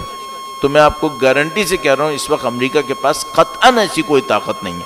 اگر طاقت ہوتی تو وہ اس سے کہیں پہلے ایران کے ساتھ اپنی جنگ کو انجام دے چکے ہوتے. یہ کہ 40-50 سال میں وہ ایران کی طرف آگے بھی نہیں بڑھ پائے 1 انچ، اس کا مطلب یہ ان کے پاس کوئی طاقت نہیں ہے کہ اس کا مقابلہ کر سکیں. اور یہ بھی میں آپ کی خدمت میں عرض کر رہا ہوں، اگر امریکہ کے پاس حماس کو شکست کی بھی طاقت ہوتی تو امریکہ اندر آ چکا ہوتا. نہیں آئے وہ لوگ، نہیں آئے آج تک. تو ایک بات میں آپ کی اجازت سے کہوں گا، کم سے کم مولا علی کی ماننے والوں کی اس طاقت کو قبول کر لیجئے. یہ مولا علی کے ماننے والوں کی طاقت ہے، اس سے پہلے کسی کو یہ طاقت نصیب نہیں ہوئی تھی. الحمدللہ رب العالمین. اور یہ بھی میں کئی دفعہ عرض کرتا ہوں، غیبت صغریٰ میں کبھی اتنی طاقت کا زمانہ نہیں آیا تھا. یہ غیبت صغریٰ میں بعض لوگ ممکن ہے کہ باتیں کرتے ہوں جس کا ان کو خود بھی اندازہ نہ ہو، لیکن کم سے کم یہ میں آپ کو سکون سے کہہ سکتا ہوں کہ غیبت صغریٰ سے اب تک جو ہمارے پاس سیاسی طاقتیں اور بادشاہتیں بنی ہیں ان کو تھوڑا بہت میں نے بھی اسٹڈی کیا ہوا ہے. تو میں آپ کو بالکل سکون سے کہہ رہا ہوں، غیبت صغریٰ میں آج تک اہل بیت اطہار علیہ السلام کے چاہنے والوں کے پاس یہ طاقت نہیں آئی تھی جو آج ہمارے پاس موجود ہے. اس کا مطلب کیا ہے؟ اس کا مطلب یہ ہے کہ غیبت صغریٰ میں کبھی امام کی ظہور کے لیے وہ ماحول نہیں بنا تھا جو آج بنا ہوا ہے انشاءاللہ. تو آپ اور میں ایک بہت عجیب جنگ کی طرف بڑھ رہے ہیں. اس جنگ کے اندر مظلومیت بھی ہے، اس جنگ کے اندر امید بھی ہے. اس جنگ کے اندر ایک ظالموں کی وحشت انگیز کارروائیاں ہیں، لیکن اس کے ساتھ مظلوموں کی کامیابی بھی ہماری آنکھوں کے سامنے ہے. آپ سے میری ایک درخواست ہے اور وہ یہ ہے، آپ مظلوم کا ساتھ دیں ضرور، قطعاً واجب اوجب الواجبات، لیکن نا امیدی مت پھیلائیں، مایوسی مت پھیلائیں، اپنی طاقت کو انڈر اسٹیمیٹ مت کریں، مقاومت کی طاقت کو کم مت سمجھیں. پوری دنیا ان کی طاقت کو ایکسیپٹ کر رہی ہے. اب وہ وقت ہے کہ ہم لوگوں کو اس کو ایکسیپٹ کرنا چاہیے کہ ان کے پاس وہ طاقت موجود ہے. ہاں، ہمیں یہ سیکھنا ہوگا کہ انہوں نے اس طاقت کو کیسے حاصل کیا. یہ سب ہماری آنکھوں کے سامنے ہوا ہے، اسی جنریشن کے اندر ہوا ہے. یعنی اگر ہم حماس کو دیکھیں کہ وہ کب بنی ہے تو یہ انہی چند سالوں کے اندر ایک جنریشن کے اندر بنی ہے. حزب اللہ کو دیکھیں کب بنی ہے، اسی ایک جنریشن کے اندر. انصار اللہ کو دیکھیں وہ اسی ایک جنریشن کے اندر. اور یہ تمام کارروائی جو عراق کے اندر ہے یہ صرف اسی ایک جنریشن کے اندر ہے. تو یہ سیکھنے کا وقت ہے. اللہ نے چاہا تو انشاءاللہ سرخروئی اور کامیابی اہل بیت اطہار علیہ السلام کے چاہنے والوں کی آنکھوں کے سامنے ہے. درود بھیجے گا محمد و آل محمد، صلی محمد و آل محمد. ایک منٹ ایک کام. اور آخری بات میں اس سلسلے میں اور عرض کروں گا، اگر میں یہ جملہ نہیں کہوں تو یہ بہت ناانصافی ہوگی، لہذا میں نے ان بھائی کو روک دیا. اگر میں نے سب کا نام لیا، ان کی کامیابی، تو میں بہت آسانی سے کہوں گا ان سب کامیابیوں کا صحرا ایک سید بزرگوار کے سر پر ہے، رہبر معظم کے سر پر ہے. انہوں نے جس تدبیر کے ساتھ ان سالوں کے اندر اس قوم کو ہدایت دی ہے، اپنی زندگی سے لگایا، اور نا امید کرنے والے حالات کے اندر جہاں سے وہ زیرو سے لے کر چلے امام خمینی کی تحریک کے بعد اور یہاں تک ہمیں لے جا کے پہنچایا. میرا خیال ہے میں کھل کر بولوں گا، بدبخت ہے جو ان کی اس اہمیت کا انکار کر بیٹھے. اور ان کی علی خامنائی، علی خامنائی، علی خامنائی، علی خامنائی، علی خامنائی، علی خامنائی، علی خامنائی، علی خامنائی. پروردگار عالم سے دعا گو ہیں رہبر معظم کی مزید عزت، مزید سلامتی کے لیے، مزید ان کے تابعداری اور ان کی جانثاری میں افواج کی تشکیل کے لیے، تاکہ انشاءاللہ وقت کے امام کی نصرت ہو اور خدا ہمیں بھی اس لشکر میں حصہ بننے کی سعادت نصیب فرمائے۔ ایک بار پھر تمام مظلوموں کی کامیابی کے لیے، تمام ظالموں کی نابودی کے لیے، اور انشاءاللہ ملت فلسطین کے جائز حق قدس کی آزادی کے لیے درود بھیجیں محمد و آل محمد پر۔ کیا امام کا ظہور قریب ہے؟ پہلی بات تو یہ کہ کون یہ ہو سکتا ہے کہ معین کرے کہ ظہور ہے یا نہیں ہے، مثلا کتنا قریب ہے کتنا دور ہے، یہ تو ہم نہیں کر سکتے، لیکن اگر علامت کے طور پہ کہا جائے تو میں نے آپ کی خدمت میں لیکچر کے دوران بھی عرض کیا کہ ایک مظلوموں کی طرف سے ایک اویئرنیس چاہیے امام کی تشریف آوری سے پہلے، نہ کہ ظالموں کا مکمل خاتمہ چاہیے۔ ظالموں کا مکمل خاتمہ انشاءاللہ امام کی تشریف آوری کے بعد ہے انشاءاللہ، لیکن امام کی تشریف آوری سے پہلے مظلوموں کے اندر ایک آگہی چاہیے، ایک شعور چاہیے، اور ایک طاقت بھی چاہیے، ایک طاقت بھی چاہیے۔ یہ میں نے آپ کی خدمت میں عرض کیا کہ اہل بیت اطہار علیہ السلام کی چاہنے والوں کے اندر اتنی طاقت جو آج ہمیں نظر آ رہی ہے، یہ غیبت صغریٰ میں کبھی نظر نہیں آئی تھی۔ یہ میں آپ کو گارنٹی سے عرض کر رہا ہوں، یہ طاقت کبھی نظر نہیں آئی تھی۔ اس اعتبار سے میں کہہ سکتا ہوں کہ جو ابتدائی شرائط سمجھ میں آتی ہیں امام کی تشریف آوری کے لیے، وہ شرائط پوری ہوتی نظر آ رہی ہیں۔ مجھے خود 40 سال ہو گئے طالب علم بنے ہوئے، اور اس 40 سال کے اندر مسلسل ظاہر ہے ہر طالب علم کی طرح ہم بھی یہ دیکھنے کی کوشش کرتے رہتے ہیں کہ امام کی تشریف آوری کے اعتبار سے ہماری صورتحال کیا بن رہی ہے۔ تو میں آپ کو یہ کہہ سکتا ہوں کہ اس وقت کئی سال ایسے ہو چکے ہیں جب تقریباً سارے پزلز کمپلیٹ ہوئے ہوئے ہیں، تقریباً سارے پزلز کمپلیٹ ہوئے ہوئے ہیں۔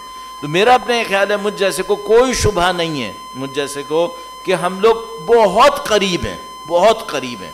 اور جس حساب سے رہبر معظم کے جملات ہیں، میں لیکچر کے دوران یہ بات بھی کہنا چاہتا تھا، وہ مس ہو گئی، لیکن ابھی دوبارہ عرض کروں گا۔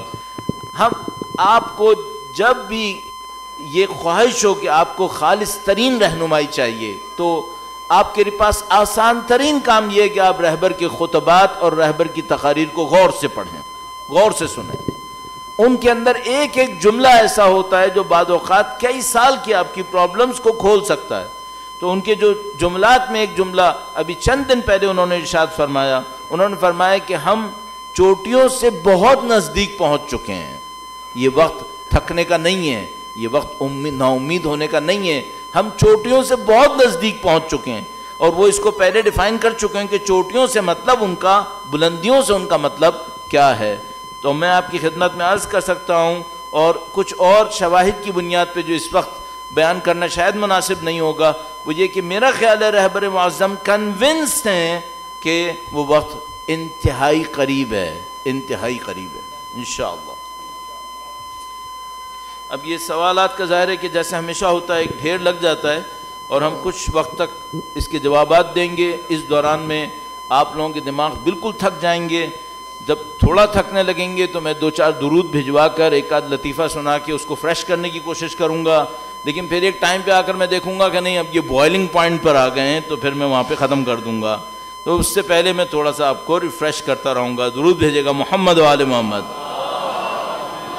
صلی علی محمد و آل محمد۔ آج کے نوجوان کا ان حالات میں کیا فرض بنتا ہے؟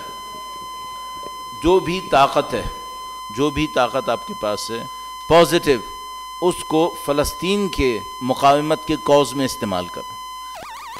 آپ سائنس میں کچھ سیکھ رہے ہیں، اتنا اچھا سیکھیں کہ ان کے کام آ سکیں۔ سوشل میڈیا کی کوئی طاقت ہے، اتنا اچھا استعمال کریں کہ ان کے کام آ سکیں۔ تو جو سے پہلے ہم لوگ کبھی مثال کے طور پر سوشل میڈیا پہ بیٹھ کے وقت ضائع کرتے ہوں، اس وقت کو استعمال کریں اور کسی طریقے سے اس مقاومت اور اس تحریک کے اندر اپنا کوئی حصہ انجام دے سکیں۔ رہبر معظم نے جو اسپیس ہے، ویژول انٹرنیٹ اور اس انفارمیشن کے اسپیس کو، اس کو بہت زیادہ اہمیت دی ہے۔ تو اگر آپ کے اندر اس کی کوئی اسکل ہے، میرے جیسے لوگ شاید اتنا زیادہ نہ بیٹھ سکیں اس کے اوپر، ہمارے پاس مثلا میرے پاس شاید ٹویٹر اکاؤنٹ بھی نہیں ہے، میں اس کو استعمال نہیں کرتا ٹویٹر یا فیس بک کے اوپر، جو لوگ کرتے ہیں تو ان کے پاس موقع ہے کہ ٹھیک ہے آپ اپنی اس طاقت کو، صلاحیت کو، اس شوق کو استعمال کریں اور حق کے لیے اس کی کوئی رزلٹ ہے۔ لکھا ہے ہم جنگ پہ جا سکتے ہیں، پاکستان میں رہ کر ہم فلسطین کی مدد کیسے کر سکتے ہیں؟ نہ ہم جنگ پہ جا سکتے ہیں، میں نے کہا جنگ پہ جا سکتے ہیں، کون جا رہا ہے پتہ نہیں، خیر لیکن بہرحال لکھا ہے نہ ہم جنگ پہ جا سکتے ہیں، پاکستان میں رہ کے ہم فلسطین کی مدد کیسے کر سکتے ہیں؟ بیٹا آپ جہاں جا سکتے تھے وہاں پہ بھی نہیں کی تھی، لیکن بہرحال کوئی مسئلہ نہیں ہے، ابھی آپ یہاں پہ رہ کر نہیں کی تھی آپ نے الحمدللہ. یہاں پہ رہ کے جو آپ کر سکتے ہیں وہ میں نے آپ کی خدمت میں عرض کیا. میرا اپنے خیال ہے کہ جیسے میں نے پہلے بھی عرض کیا، مشکل فلسطین کی پیسہ نہیں ہے کہ ہم سمجھیں گے ہم کوئی ڈونیشن دے کے کام کر لیں گے. مشکل فلسطین کی یہ بھی نہیں ہے کہ مثال کے طور پر ان کے پاس بندے کم ہیں، نہیں، میں آپ کو گارنٹی سے کہہ رہا ہوں ایسی کوئی مشکل نہیں ہے. صرف ایران میں اگر بات کریں تو تقریباً 24 لاکھ لوگوں نے رجسٹریشن کی تھی اس بات کے لیے کہ ہم جانے کو تیار ہیں. عراق کا تو مت پوچھیں آپ اور باقی ممالک کا. تو نہ بندوں کی کمی ہے نہ اس کی. آواز اٹھانا سیکھیں، آواز اٹھانا سیکھیں، اور مؤثر آواز کیسے اٹھائی جائے، مؤثر آواز کیسے اٹھائی جائے. بہت ساری چیزیں ہم لوگ کرتے ہیں، اچھا ہوتا ہے، ہمارے دل کی بھڑاس نکل جاتی ہے، لیکن آواز میں تاثیر کم ہوتی ہے. آواز کی تاثیر کو کیسے بڑھایا جائے، اس کو کیسے پروڈکٹیو کیا جائے، یہ بہت بڑا ایک چیلنج ہے، اس کے اپنے ایکسپرٹس ہونے چاہیے. لکھا ہے کہ میری ذمہ داری کیا بنتی ہے، میں نے اس کے اوپر عرض کر دیا آپ کی خدمت میں. لکھا ہے پاکستان کو اس ذلت آمیز زندگی سے نکلنے کے لیے کیا اقدامات کرنے چاہیے سیاسی اور معاشی حالات کے مطابق. بہت بڑی فہرست بن جائے گی اگر میں آپ سے یہ کہوں، لیکن میں آپ سے سب سے پہلے ایک بات کہوں گا جو آپ شاید اس کو اتنی اہمیت نہیں دے پا رہے ہیں، پتہ نہیں کیوں. سب سے امپورٹنٹ کیا ہے؟ اپنے اعتماد کو بحال کریں، اپنے اعتماد کو بحال کریں. کوئی فوج اسلحے کے نہ ہونے سے نہیں ہارتی ہے، اعتماد نہ ہونے سے ہارتی ہے. یہ ہم نے سیکنڈ ورلڈ وار کے بعد جو کولڈ وار تھی اس کے اندر دیکھا ہے. رشیا کے جو اسٹورز تھے وہ ایٹامک بیلسٹک میزائل سے بھرے ہوئے تھے، لیکن وہ ہار گئے کولڈ وار. اس کے اندر اسٹریٹجک مسٹیک ہوئی ہیں ان سے، اور سب سے بڑی مسٹیک یہ ہوئی کہ وہ غرب کے پروپیگنڈے کا مقابلہ نہیں کر سکے. آپ اپنی تمام اسکلز کو استعمال کر کے، خدا پہ اعتماد کو استعمال کر کے اپنے اعتماد کو بحال کریں. یہ جو ہم مینٹلی سرنڈر ہو جاتے ہیں، غلامی ذہنیت ہمارے اندر آ جاتی ہے، یہ سب سے بڑی شکست ہے. اس بیریئر کو کسی طریقے سے توڑیے. سائنس میں گھستے ہیں، جاتے ہیں، ٹیکنالوجی میں جاتے ہیں، اعتماد کے ساتھ جائیے، اپنے کام کو کرنا سیکھیے. اور ایک بات میں اور عرض کروں گا، چالو کام مت کریں. جو کام کرنا ہے اچھے طریقے سے انجام دیں. اگر کوئی یہ بات سیکھ لے، اعتماد اس کے اندر ہو اور کام کو اچھے طریقے سے کرنے کی کوشش کرے، میں آپ کو گارنٹی سے کہہ رہا ہوں کوئی ٹیکنالوجی اس وقت ایسی نہیں ہے جو مثلا ایران کے جوان حاصل نہیں کر پائے. یہ کون لوگ تھے؟ یہ وہ لوگ تھے جو 40 سال پہلے بسکٹ نہیں بنا پاتے تھے، ان کو وہ بھی امپورٹ کرنا پڑتا تھا. اب اس وقت دنیا کی کوئی ٹیکنالوجی ایسی نہیں ہے جس کے اندر یہ نہ جا سکے، کیونکہ انہوں نے اپنے اعتماد کو حاصل کیا. اس میں ولایت فقیہ کا جو نظام تھا، رہبریت تھی، معنویت تھی، اس نے ان کو ہمت دلائی. تو سب سے پہلا کام پاکستانیوں کو یہ کرنا پڑے گا کہ اپنے اعتماد کو بحال کرنا پڑے گا اس غلامانہ ذہنیت سے. اور یہ جو ہمارے پولیٹیشین ہیں وہ خود غلام ابن غلام ابل غلام ہیں، خود بھی غلام ہیں، اولاد غلام ہیں، اور ان کی اولاد بھی غلام ہے. ان کے پیچھے اگر جاتے ہیں تو ہم سوائے غلامی کے کچھ نہیں سیکھ پاتے. تو سب سے امپورٹنٹ یہ ہے کہ اس غلامانہ ذہنیت کا بیریئر ٹوٹنا چاہیے. انسان کے اندر اعتماد ہونا چاہیے اپنے اوپر، اپنی صلاحیتوں پر جو خدا نے اس کو دی ہیں، اور یہ جو ولایت فقیہ کا نظام ہمارے پاس موجود ہے. الحمدللہ ولایت فقیہ نے اپنی پروڈکٹیوٹی کو ثابت کیا ہے، پوری دنیا کے اندر ثابت ہو چکی ہے، تو ہم کیوں محروم رہیں گے اس سے. لکھا ہے کہ نبی نے بیت المقدس کے حوالے سے اپنی امت کے لیے کیا فرمایا تھا، فلسطین کے لیے تمام مسلمانوں کو کیا کردار ادا کرنا چاہیے. میرے پاس دو راستے تھے کہ میں ہسٹری میں جاتا اور پھر وہاں سے واپس آتا. میں نے کہا کہ میں ہسٹری میں نہیں جاؤں گا ابھی، ورنہ اس کی کہانی بالکل علیحدہ ہو جاتی ہے، ہم موجودہ حالات سے تھوڑا سا فاصلے پہ آ جاتے ہیں. لیکن ابھی انہوں نے بتایا الحمدللہ نقی ہاشمی صاحب تشریف لائیں گے پرسوں، ضرور اس میں شرکت فرمائیے گا تاکہ آپ اور زیادہ وہ ڈیپتھ کے ساتھ آپ کے سامنے کہہ پائیں گے. لیکن میں اس کے لیے یہ صرف عرض کروں گا کہ اگر آپ کو فلسطین کے بارے میں پڑھنا ہے تو صرف ان روایات کو دیکھ لیجیے جو امام کی تشریف آوری سے پہلے بیت المقدس کے بارے میں ہے. امام کیوں بیت المقدس تشریف لے کے جائیں گے؟ امام کی آخری جنگ جو سفیانیوں کے ساتھ اور دجالیوں کے ساتھ ہے وہ بیت المقدس کے اندر ہے. کیوں وہاں پہ جا رہے ہیں؟ اس کا مطلب ہے وہاں کچھ ہو رہا ہے وہاں پہ. اور یہ بھی سمجھ لیجئے کہ وہاں کوئی طاقت ہے جو امام کا ساتھ دینے کھڑی ہے، ورنہ امام وہاں پہ کیسے جا کر اتنے بڑے دشمن کا مقابلہ کر رہے ہیں. تو مطمئن رہیے کہ آپ رائٹ ٹریک کے اوپر ہیں الحمدللہ رب العالمین. یہ بہت عجیب ٹریک ہے جس کے اوپر اس وقت ہم کھڑے ہیں.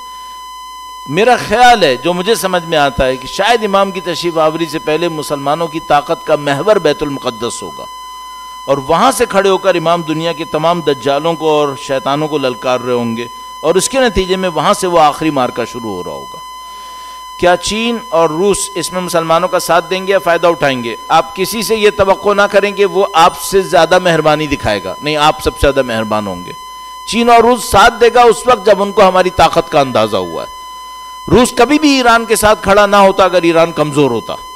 جب روسیوں کو یہ پتا چل گیا کہ ان کی پالیسیز کامیاب نہیں ہوں گی امریکہ کے مقابلے میں جب تک وہ ایران کا ساتھ نہیں دیں گے، تو انہوں نے ایران کا ساتھ دیا۔ چائنیز بھی اسی طریقے سے، بس وہ ہم سے ہمدرد نہیں ہیں، لیکن ان کے مفاد کا تقاضا، ان کے انٹرسٹ کا تقاضا یہ ہے کہ وہ جمہوری اسلامی کا ساتھ دیں، مسلمانوں کا ساتھ دیں، تو وہ اس وقت ساتھ دیں گے۔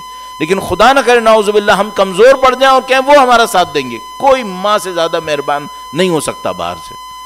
آپ کو اپنے پاؤں پہ کھڑا ہونا پڑے گا۔ جو پاکستانیوں کی سب سے بڑی غلطی رہتی ہے معمولاً وہ یہ کہ سمجھتے ہیں دوسروں کو یا بیوقوف بنا کر یا اس سے مدد مانگ کر کوئی زندگی گزار سکتا ہے، نہ وہ کبھی مدد مخلصانہ کریں گے اور نہ کوئی اتنی لمبی مدت بیوقوف بنے گا۔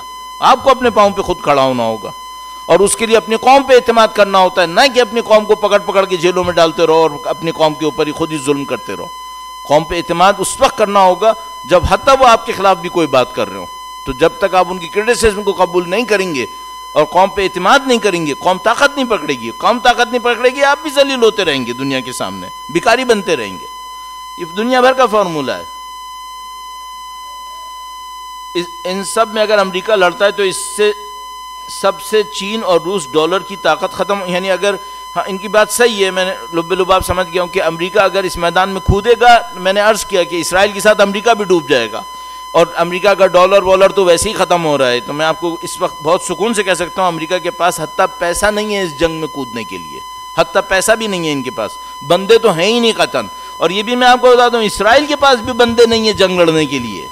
یہ خواب ہے جو انہوں نے ہمیں دکھایا تھا کہ ہم مثلا اتنے طاقتور ہیں، اتنے طاقتور ہیں۔ ابھی جا کے آپ ان کی سوشل میڈیا کے اوپر ان کے فوجیوں کی کارناموں کو دیکھیں تو آپ حیران رہ جائیں گے کہ ان سے ہمیں ڈرایا گیا تھا۔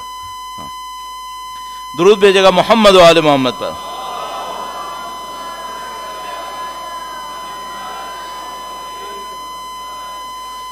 لکھا ہے کہ پاکستان عالمی منظرنامے سے غائب ہے، اس دفعہ سعودیہ، قطر، ایران کے ساتھ نظر آ رہے ہیں۔ خبر ہے کہ یوکرین کو پاکستان سے اسلحہ دلوانے والوں نے پاکستان کو اسرائیل کو اسلحہ دینے کا مطالبہ کیا، اس پہ کام جاری ہے۔ یہ اندر کی خبر آپ کو پتا ہوگی، مجھے نہیں پتا ہے بہرحال۔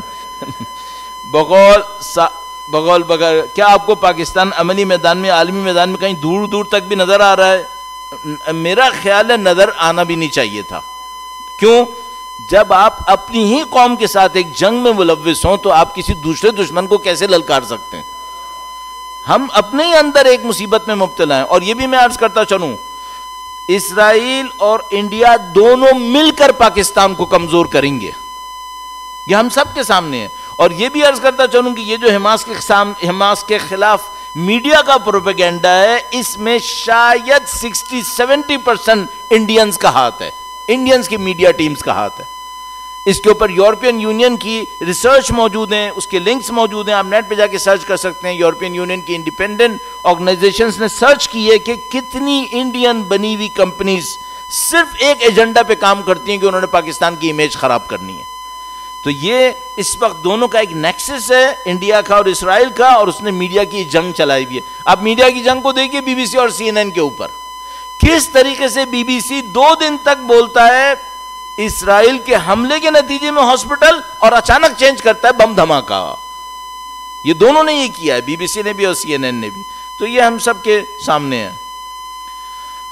لکھا ہے کہ آج کے واقعات سے اسرائیلی فوج کی کمزوریاں سامنے آ رہی ہیں، تو کیا وجہ تھی کہ 1975 کی جنگ میں اسرائیل متعدد عرب ملکوں پر ایک ساتھ قبضہ کرنے میں کامیاب ہو گیا تھا؟ یہ بہت اچھا کویسچن ہے۔ جب تک مقابلہ اسرائیلی حکومت اور عرب حکومتوں کا ہے اسرائیل جیتے گا، جب مقابلہ اسرائیلی حکومت اور عرب عوام کا ہے اب اسرائیل ہارے گا، حکومتوں سے جیتے گا، چونکہ وہ حکومتیں انہی کی بٹھائی ہوئی ہیں، یہ انہی کے غلام ہیں جو وہاں پہ بیٹھے ہیں۔ تو اگر بات حکومتوں کی ہوئی تو یقیناً اسرائیل جیتے گا، لیکن الحمدللہ رب العالمین جمہوریہ اسلامی نے جو بہت بڑا کارنامہ کیا، اس نے حکومتوں کو اسکپ کیا اور عوام کو طاقت دی ہے۔ اس کے نتیجے میں اب ان سے جیتنا اسرائیل کے لیے ممکن نہیں ہو پا رہا ہے۔ تو وہ لبنان کی حکومت سے جیت جاتے لیکن حزب اللہ سے ہار رہے ہیں، اور وہ فتح سے جیت جاتے لیکن حماس سے ہار رہے ہیں. عوام اہم ہے. اور پاکستان میں بھی میں نے عرض کیا, پاکستان میں اگر ہمیں کچھ کرنا ہے عوام کو امپاورمنٹ ہونی چاہیے, ورنہ کوئی کچھ نہیں کر پائے گا, ہم مانگتے رہ جائیں گے ہمیشہ. بعض اوقات کہا جاتا ہے کہ یہ اختلاف 2 اسٹیٹ سولوشن سے ہی ختم ہوگا, لیکن یہ کہا جاتا ہے کہ عنقریب اسرائیل ختم ہو جائے گا. آپ اس پہ روشنی ڈال دیں. بالکل, اگر 2 اسٹیٹ سولوشن سے معاملے کو ختم ہونا ہوتا تو میں آپ کو گارنٹی سے کہہ رہا ہوں 75 سال میں ختم ہو چکا ہوتا. 2 نسلیں ہوتی ہیں 75 سال, بھلانے کے لیے کافی ہیں. 2 اسٹیٹ سولوشن سے اگر یہ ختم ہونا ہوتا, فلسطینی 1 انچ بھی دینے کو تیار نہیں ہوں گے, اور اسرائیل کو یقیناً یہ زمین خالی کرنی پڑے گی. اگر جتنے عرصے تک بیٹھے رہیں گے یہ سوچتے رہیں فلسطینی بھول جائیں گے کہ وہ حصہ ہمارا تھا, یہ نہیں ہونے والا ہے. 75 سال نے یہ ثابت کیا ہے. اور اب اس حملے کے بعد تو میں آپ کو گارنٹی سے کہہ رہا ہوں, آپ تصور کریں, میں اپنا جملہ کاٹ کے کہتا ہوں, جس بچے کے ماں باپ بمباری میں مرے ہوں گے, شہید ہوں گے, یہ بچہ قبول کرے گا اسرائیل کو؟ ابھی کتنے بچے ہمارے پاس ہیں جن کے ماں باپ شہید ہو گئے, وہ اکیلے رہ گئے, یہ بچہ قبول کرے گا؟ جس بچے کو آپ نے دیکھا وہ اپنے شہید ہوتے ہوئے بھائی کو شہادت پڑھا رہے, کلمہ شہادت, یہ جو بچہ زندہ بچ گیا, یہ اسرائیل کو قبول کرے گا؟ ایک نسل اس درس کو لے کے زندہ ہوگی کہ انہوں نے ہمارے ماں باپ کو مارا ہے, انہوں نے ہمارے بھائی بہنوں کو مارا ہے. اور یہی نسل تھی جو اس وقت کھڑی ہوئی ہے میدان کے اندر. تو آپ بھول جائیں اس مسئلے کو کہ یہ قبول کیا جائے گا. اسرائیل کو ختم ہونا پڑے گا, اس کے سوا کوئی راستہ نہیں ہوگا اس کے پاس. اگر ایران بھی حملہ کرتا ہے تو کیا امریکہ واقعاً حملہ کرے گا؟ اگر کرنا ہے تو کیا نتائج ہیں؟ میں نے آپ کی خدمت میں عرض کیا, اس وقت امریکہ کے پاس حملہ کرنے کی کوئی طاقت نہیں ہے, نہ کوئی اس کے پاس گراؤنڈ ہے. بائیڈن یقیناً ان کو یہ کہہ کے گیا ہوگا کہ ہم کچھ نہیں کر پائیں گے اگر جنگ شروع ہو گئی, تم بھی مرو گے اور ہم بھی مریں گے, اس لیے بہتر یہ ہے کہ جنگ نہیں کرنا, ورنہ دونوں مارے جائیں گے. میرا اپنا خیال ہے کہ وہ یہ کہہ کے, دیکھیے ایک سادہ سی بات ہے, اگر امریکہ کو یہ طاقت ہوتی کہ وہ ایران اور حزب اللہ سے لڑ سکے تو 50 سال ہو گئے ایران کو ختم کر چکا ہوتا. وہ یہ اس وقت ختم کر چکا ہوتا ہے جب ایران اس سے کہیں زیادہ کمزور تھا. جب 91 میں 23 ملکوں کی فوج 32 ملکوں کی فوج لے کر آئے تھے عراق کے, تو اصل ہدف ایران تھا, 91 میں ختم نہیں کر سکے تھے. اب تو اس سے بہت آگے بات چلی گئی ہے. تو آپ بھول جائیں اس معاملے کو کہ ایران امریکہ اب کچھ کر پائے گا ان کے خلاف. لکھا ہے موجودہ فلسطینی مزاحمت اور محور مقاومت کی حمایت اور شمولیت کیا آخری نبرد کا آغاز ہے؟ بالکل, میں اس کے اوپر تفصیل سے عرض کر چکا ہوں کہ ہاں یہ ہو سکتا ہے, لیکن یہ بھی ہو سکتا ہے کہ اسرائیل اس معاملے میں خفت اور ذلت کے ساتھ صلح کو قبول کرے, ٹروس کو یعنی سیز فائر کو قبول کرے, اور تمام تر ذلت کے ساتھ اپنے وجود کو بچانے کی کوشش کرے, چونکہ اگر وہ جنگ میں کودے گا تو کنفرم اس کا وجود خطرے میں پڑ جائے گا. حماس صرف حزب اللہ اور انصار اللہ کی مدد سے مقاومت دکھا رہا ہے جبکہ ان کے لوگ مر رہے ہیں, باقی دنیا کے لوگ خاموش کیوں ہیں, ساتھ کیوں نہیں دیتے؟ میں تقریباً ایک بات سے کہوں گا, یقین سے کہوں گا, باقی پوری دنیا ساتھ دے تو مظاہروں کے علاوہ کیا کر سکے گی؟ کیا مثال کے طور پر آپ ساتھ دینے میں کیا سمجھ رہے ہیں؟ مثلا یو کے سے لوگ اٹھ کے آئیں گے کہ وہ فلسطین میں جنگ لڑیں؟ ظاہر ہے کہ نہیں ہونے والا ہے یہ. تو جو کچھ ہو سکتا ہے وہ کافی حد تک ابھی ہو رہا ہے. ہاں ایک بات ہونی چاہیے مجھے کہ پوری دنیا میں, یو کے میں, امریکہ میں, یورپ میں, اس کی عوام اپنی حکومتوں کے پاس جا کر کہے کہ تم یہ ظلم کس کے نام پہ کر رہے ہو, صرف صہیونی لابی کو خوش کرنے کے لیے کر رہے ہو. میرے خیال میں یہ اویئرنیس بھی امریکہ میں اب کافی ڈیولپ ہوئی ہے. آپ نے یو کے اندر مظاہرہ دیکھا ہوگا جو کہہ سکتے ہیں کہ لاکھوں لوگوں کا مظاہرہ لگتا تھا, اب مجھے نہیں معلوم اس کی اس پریسائز نمبر کتنا تھا, لیکن عظیم و شان مظاہرہ ہوا تھا جو انہوں نے اپنی حکومت کے اوپر دباؤ دیا تھا کہ ہمیں فلسطینیوں کا ساتھ دینا چاہیے اسرائیل کے بجائے. درود بھیجے گا محمد و آل محمد پر.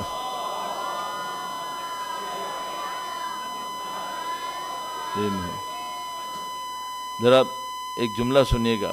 میں بعض اوقات سوالوں سے بہت مزے لیتا ہوں, میں چاہتا ہوں آپ بھی مزے لیں تاکہ آپ کی تھکاوٹ تھوڑی سی کم ہو. سوال یہ, آپ نے کہا کہ حماس طاقتور ہے, یمن اس سے زیادہ, حزب اللہ اس سے زیادہ, ایران اس سے زیادہ, لیکن پاکستان ایران سے بھی زیادہ طاقتور ہے. میں پاکستانی ہونے کے ناطے میں چاہتا ہوں کہ میں یہ جملہ کہوں, لیکن بھائی میرے تھوڑا سا گراؤنڈ ریالٹی کا بھی خیال کرنا پڑے گا. میرا دل چاہتا ہے کہ کہوں کہ میرا ملک سب سے زیادہ طاقتور ہے, لیکن مجھے کچھ گراؤنڈ ریالٹیز کا خیال کرنا پڑ رہا ہے. نہیں ہے اتنا طاقتور, کس نے کہہ دیا؟ وہ مثلاً چل جائے گا تصویر میں.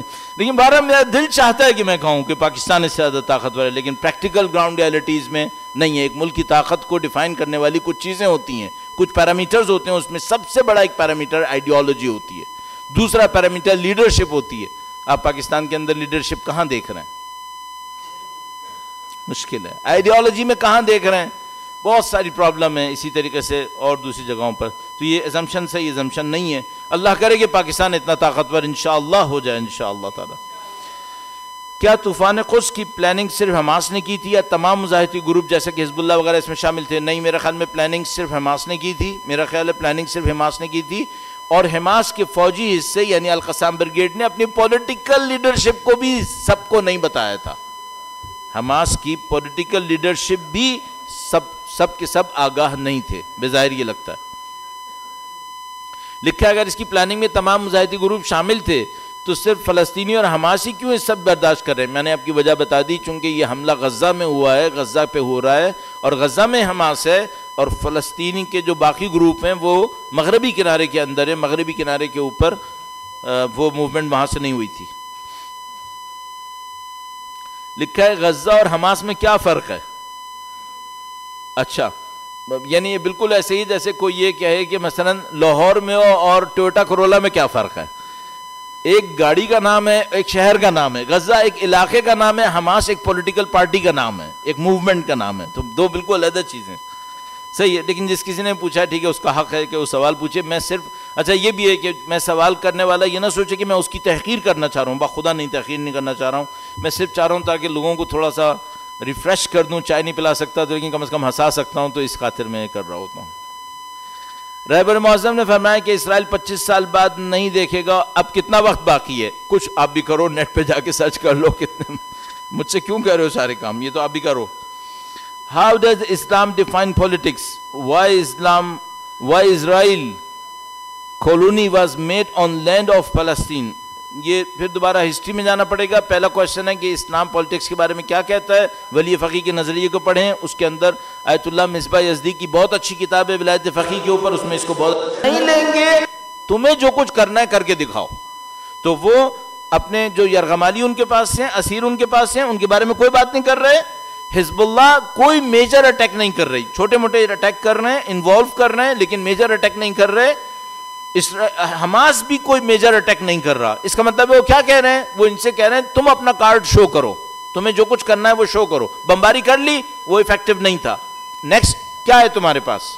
تو میرا اپنے خیال ہے ایک اسٹریٹجک پوائنٹ ہے وہ یہ کہ جب انسان اٹیک کرتا ہے تو اپنی ویکنس کو ایکسپوز کرتا ہے.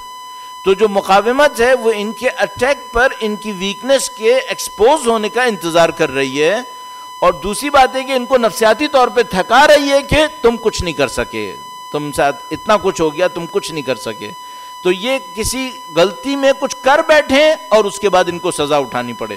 تو میرا اپنے خیال ہے مقاومت صبر کے ساتھ، چونکہ اب ان کا میرا خیال ہے جوائنٹ کنٹرول روم بن چکا ہے.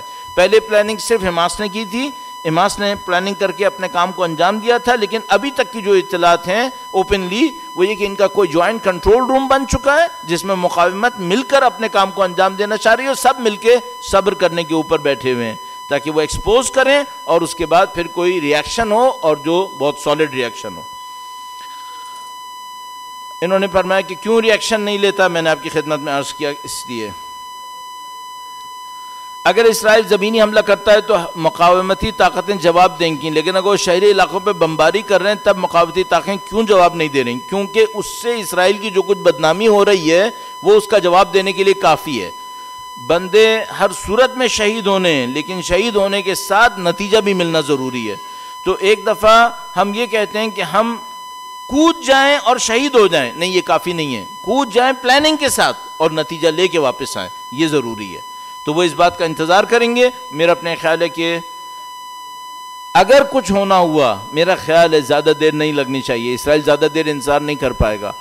تو ودن اے ویک اور 10 days میرا خیال ہے.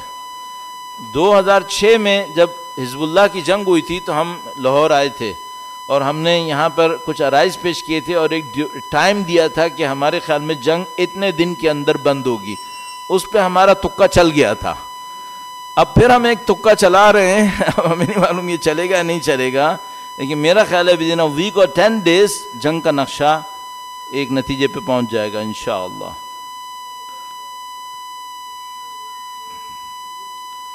صحیح. درود بھیجے گا محمد و آل محمد پر.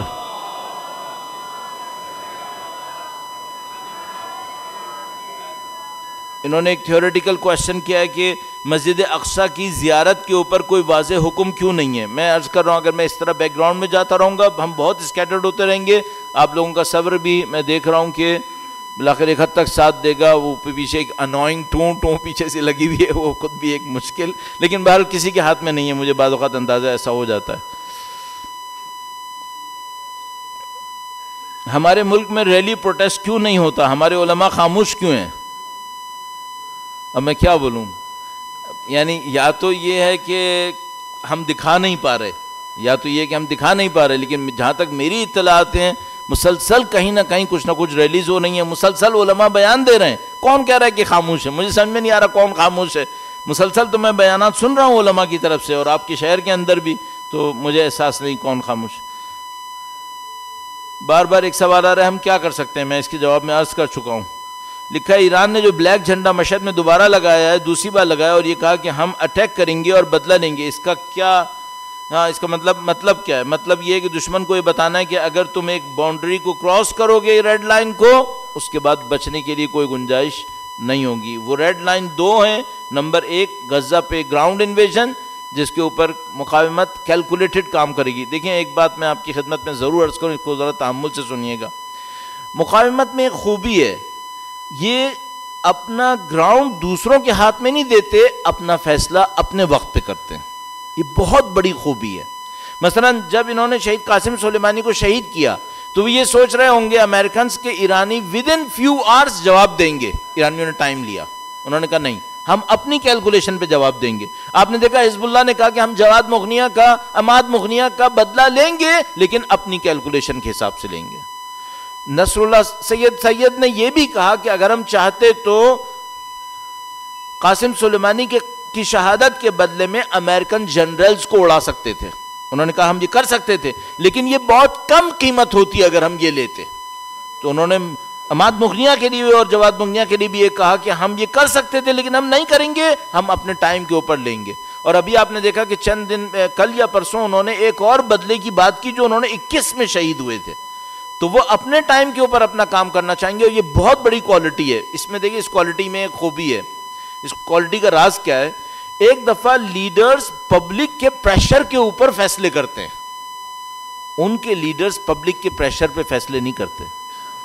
میں پاکستان کے اندر یہ بہت دیکھتا ہوں کہ ہمارے علماء بعض اوقات پبلک کے پریشر کے اوپر سرنڈر ہو کے فیصلے کرتے ہیں. یہ کمزوری ہے ہماری. ہماری عوام کو وفاداری اتنی ہونی چاہیے اپنی لیڈرشپ کے اوپر کہ وہ لیڈرشپ کے فیصلوں کے انتظار کرے. لیکن ظاہر ہے اس اعتماد کو بنانا آسان کام نہیں ہے. اس اعتماد کو بنانا بہت مشکل کام ہے. پاکستان میں مسلمان ہیں یا باقی ملک میں ہیں, فلسطین کو کھانا کیوں نہیں بھجوا رہے تھے؟ میں کیا بولوں, اگر صرف یہ بات ہوتی کہ بھائی ہمارے پاس کھانا کم ہے آپ کھانا بھجوائیں اور اس میں کوئی رکاوٹ نہیں ہوتی, تو میں آپ کو گارنٹی سے کہہ رہا ہوں کہ بھنے ہوئے مرغے بھی وہاں بہت پڑے ہوتے. مسئلہ یہ نہیں ہے, مسئلہ صرف کھانے کا نہیں ہے. مسئلہ یہ بھی نہیں ہے کہ فلسطین کو باہر نکالنے کے لیے کوئی جگہ دے دیں, نہیں یہ بھی مسئلہ نہیں ہے. یہ مسئلہ تباہی ہے اگر ہم یہ کہیں کہ فلسطینیوں کو وہاں سے نکالنا مسئلہ ہے. اب وہ تو اسرائیلی بھی یہی چاہتے ہیں کہ فلسطینی وہاں سے نکل جائیں تاکہ وہ قبضہ کر سکیں.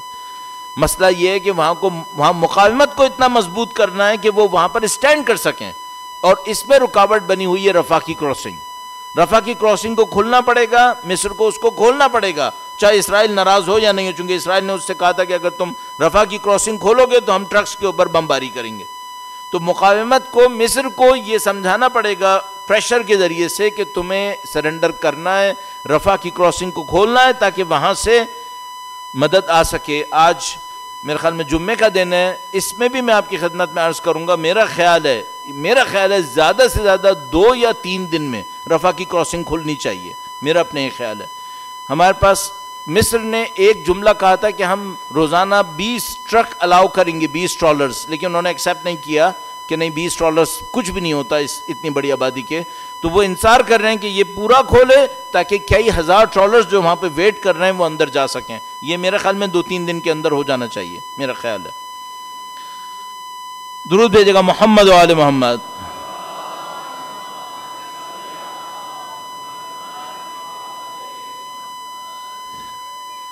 سوال پوچھا ہے انہوں نے ایک کارٹون کے بارے میں کہ جس میں آگے کی پریڈکشنز کچھ نظر آ جاتی ہیں.